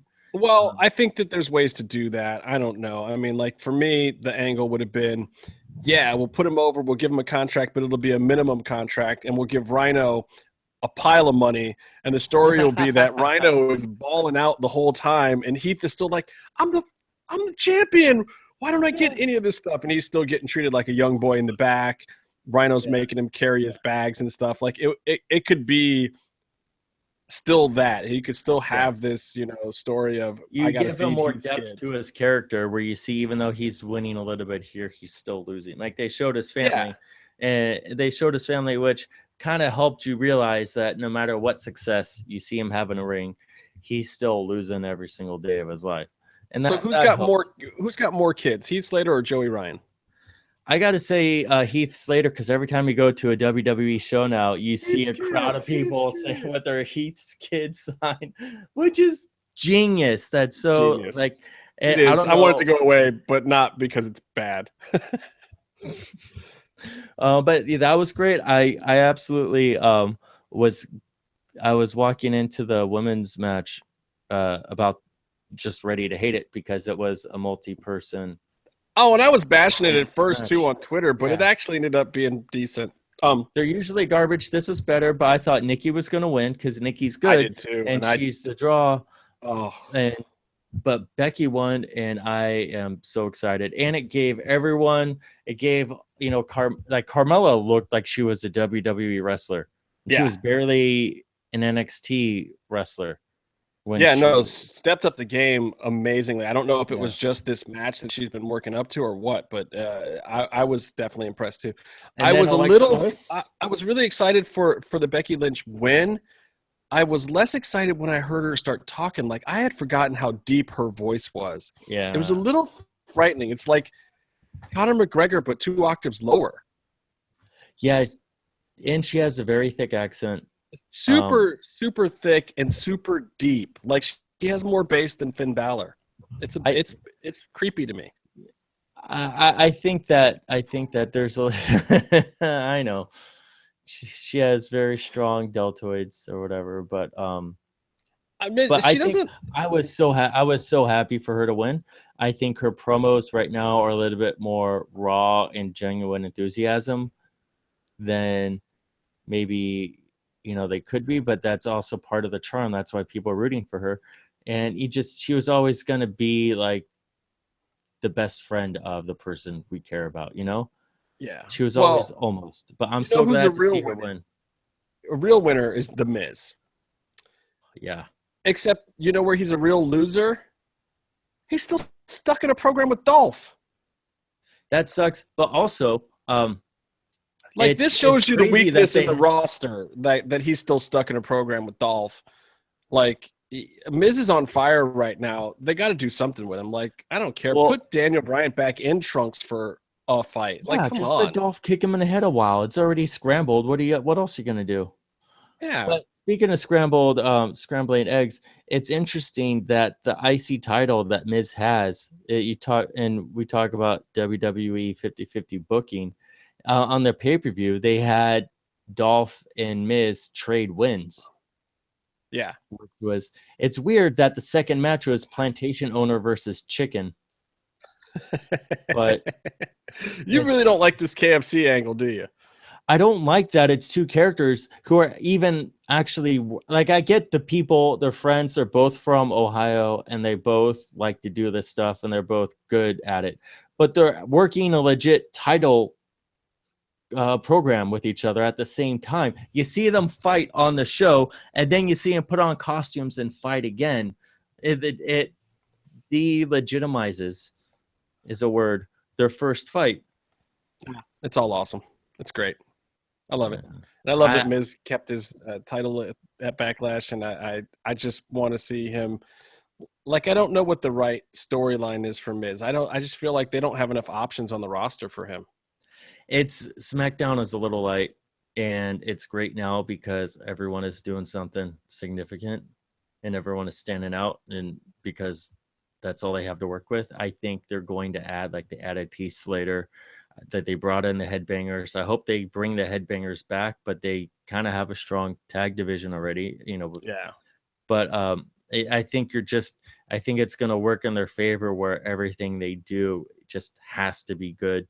It's already turning into a better show than Raw. They're almost getting more viewers, actually, not more ratings, but more viewers somehow. Yeah. But Well, I mean, the competing- show's been good. It's been good. This week, the SmackDown after Backlash was a little It was a lot of kind of continuing storylines again because the roster's not deep enough, and then you're bringing Cena back into the mix, which worked for me. It wasn't bad. I like AJ as the champ. It's totally working. I'm glad they I'm have glad the they best went there champ too. right now. Out of any of the companies, they have The face that runs the best place. champ. The champ They that runs the camp. Champ that runs the camp. They got the phenomenal one, AJ Styles, which it's weird to see his logo say P1 because I want it. It just reads as pie to me, and I'm like, what's that have to do? He's a southern boy with a Montanan or something. I don't know. I popped so hard when I saw them putting his logo on the actual belt. I thought that was cool as hell. I love it. No, it's great. It really is great. And it was an obvious choice. I liked Dean as champ. I think it was great, but I also think that he has more room to grow as champ. And look, there's 2 belts now. He's at the top of the program over there. There's nothing else you can ask for. You can't hold the belt the whole time. He had the belt. Now AJ's got it, and that's good for him. Like, he needs that strong character at the top of the roster with him. You know, Cena's a part-timer, so he'll be in and out of this mix for a while. He's about to leave. I'll tell you what, I'd like to see them put it back on Cena too. I'd like to see this belt get bumped around a little bit for a minute and then maybe settle in on AJ next year around WrestleMania and stay on him for a while then. I don't mind them moving this belt around some. Keep it exciting, hot-shot it around a little bit, and then settle it down. I don't see how you take it off of AJ Styles, who's excelled so much. He has a track record, and he's only gonna do more for the company. I think. Oh, you have Cena take it off of him, and then Cena drops it back to him 2 SmackDowns later. Yeah, Cena take it off of him at a pay-per-view. Cena hasn't won the belt in years, which is fun, which is great. Right, which is what I'm saying. Let Cena have a little run with it, just to bring some prestige to the split. You know, let him get his talking points in. He'll pop crowds. I mean, it's like, you know, Cena's a weird, love him, hate him kind of guy, but at the same time, dude, that music drops and. No, he's great. Someone said, maybe JR Barbecue Sauce said that the only 2 draws in WWE are John Cena and Brock Lesnar. And that's true. I mean, you go and see the product, you go see the brand, you go see a WWE show. It's less and less about who's main eventing. Well, look, AJ's not the next John Cena. He's too old. He's too old. He's not going to build the same momentum. I mean, the young, hip, fresh guy that is going to drive sales like Cena and Rock before him. You know, Orton was never able to completely do it. Triple H never even did it the same way as those guys. I mean, Triple H was always the other guy. Yeah, he was consistent, and he's super smart, and that's why he's at where he's at, because he was always the other guy. He's the guy that made the programs work for those other dudes. Yes, completely. But that served to his benefit, and now he's the other guy in the bigger picture where he's the other guy putting on the show and everyone else is wrestling. What they need is not the next Cena. They need the next Stone Cold, a guy who's been around for a while, who finally lands and falls into the right gimmick. And they're borderline with it with Rollins and Ambrose and even KO. They're borderline with it with these guys, but it's not popping like Austin was. I mean, Austin had the right combination of redneck, badass, smarmy. He had the right combination of things to really make it work. But he was also like that working class guy. Like everyone could relate to Austin. Like everyone wanted to stunner their boss, which is, it's actually, the stunner is a lame move. And that's partly why hardly anyone ever really does it. But yeah, but it becomes a great move when afterwards you're showering people with beer and doing the thing. And Steve Austin doing the stunner, the whole part of it, right? Yeah, Steve Austin doing the stunner is the greatest thing since sliced bread. The head shake is better than the damn move. Right? Hold on, don't we have someone that does an Austin impersonation on the show? No, apparently we can't pay him enough to do that anymore. So Whatever. It's all lawyers and bullshit. So Anyway. it was a good show. I think there's a lot of good stuff on there. The Usos are definitely a big improvement over their stale act, because now they're actually, there's more character, like you see who they are, but also they're ripping off Pentagon Dark. They're definitely ripping off Pentagon Dark now. And what else? There was something else I wanted to say. Well, say it fast, because I'm about to end this show, man. Yeah, I love that KO is champ. That's really cool. I skipped through NXT now. Who cares? CWC tournament. It was hilarious. Just hilarious to see Zack Sabre Jr. and fucking Kota Ibushi lose. It's like they go and they put on a great match and they go, all right, well, I didn't sign a contract, and they lie down. Yeah. That's what happened. I mean, that's what happened. TJP, great props to him for winning the Cruiserweight title, which, by the way, the belt is way better than that horrible looking stupid trophy. And you know, he's good. I hate the knee bar. Have one good looking belt. I hate the knee bar that him and Noam Dar are using. It looks like they're just sort of hugging and sort of like rubbing their dick on the other guy's leg. Like, what are you doing? I get that there's an idea that you want to bend the knee the way it's not supposed to bend, but it's not what they're doing. And wrestling is fake, so it's not like you go, I don't get it, but that hurts. Apparently, it's like you need to make it look like it hurts more than it actually should. Well, look, we'll see if they can bring it to the big show and keep people's interest. The tournament was great, but to keep it on the big show, it's going to need the division's going to need some work. That's all I got to say about it. We'll see. They may need to bring in some other guys. That I have a feeling it's going to fizzle and be match number 3 on really way too long Raw for a long, long time. We shall see. We just saw everyone wrestle in a tournament. So now we're just going to see it. And there's not going to be anything fresh about it for a while. So it'll pop right the first couple times it comes out, and people will be like, "Oh, look, some guys who are running faster and not working rest holds the same way." We'll fucking see. Finn Balor was the Raw champ for a couple days. He wrestles their style better than they do. And then you have Kevin Owens. He wasn't even the Raw champ for a full 24 hours, man. That's true. But you even have Kevin Owens, who is their current champ, can go up to any of them and out moonsault any of them. Anything that like Generico Sami Zayn can do, Kevin Owens can also do. Like, he could do the thing where you're standing on the second rope and then you jump in 180, so you turn around and then immediately you moonsault.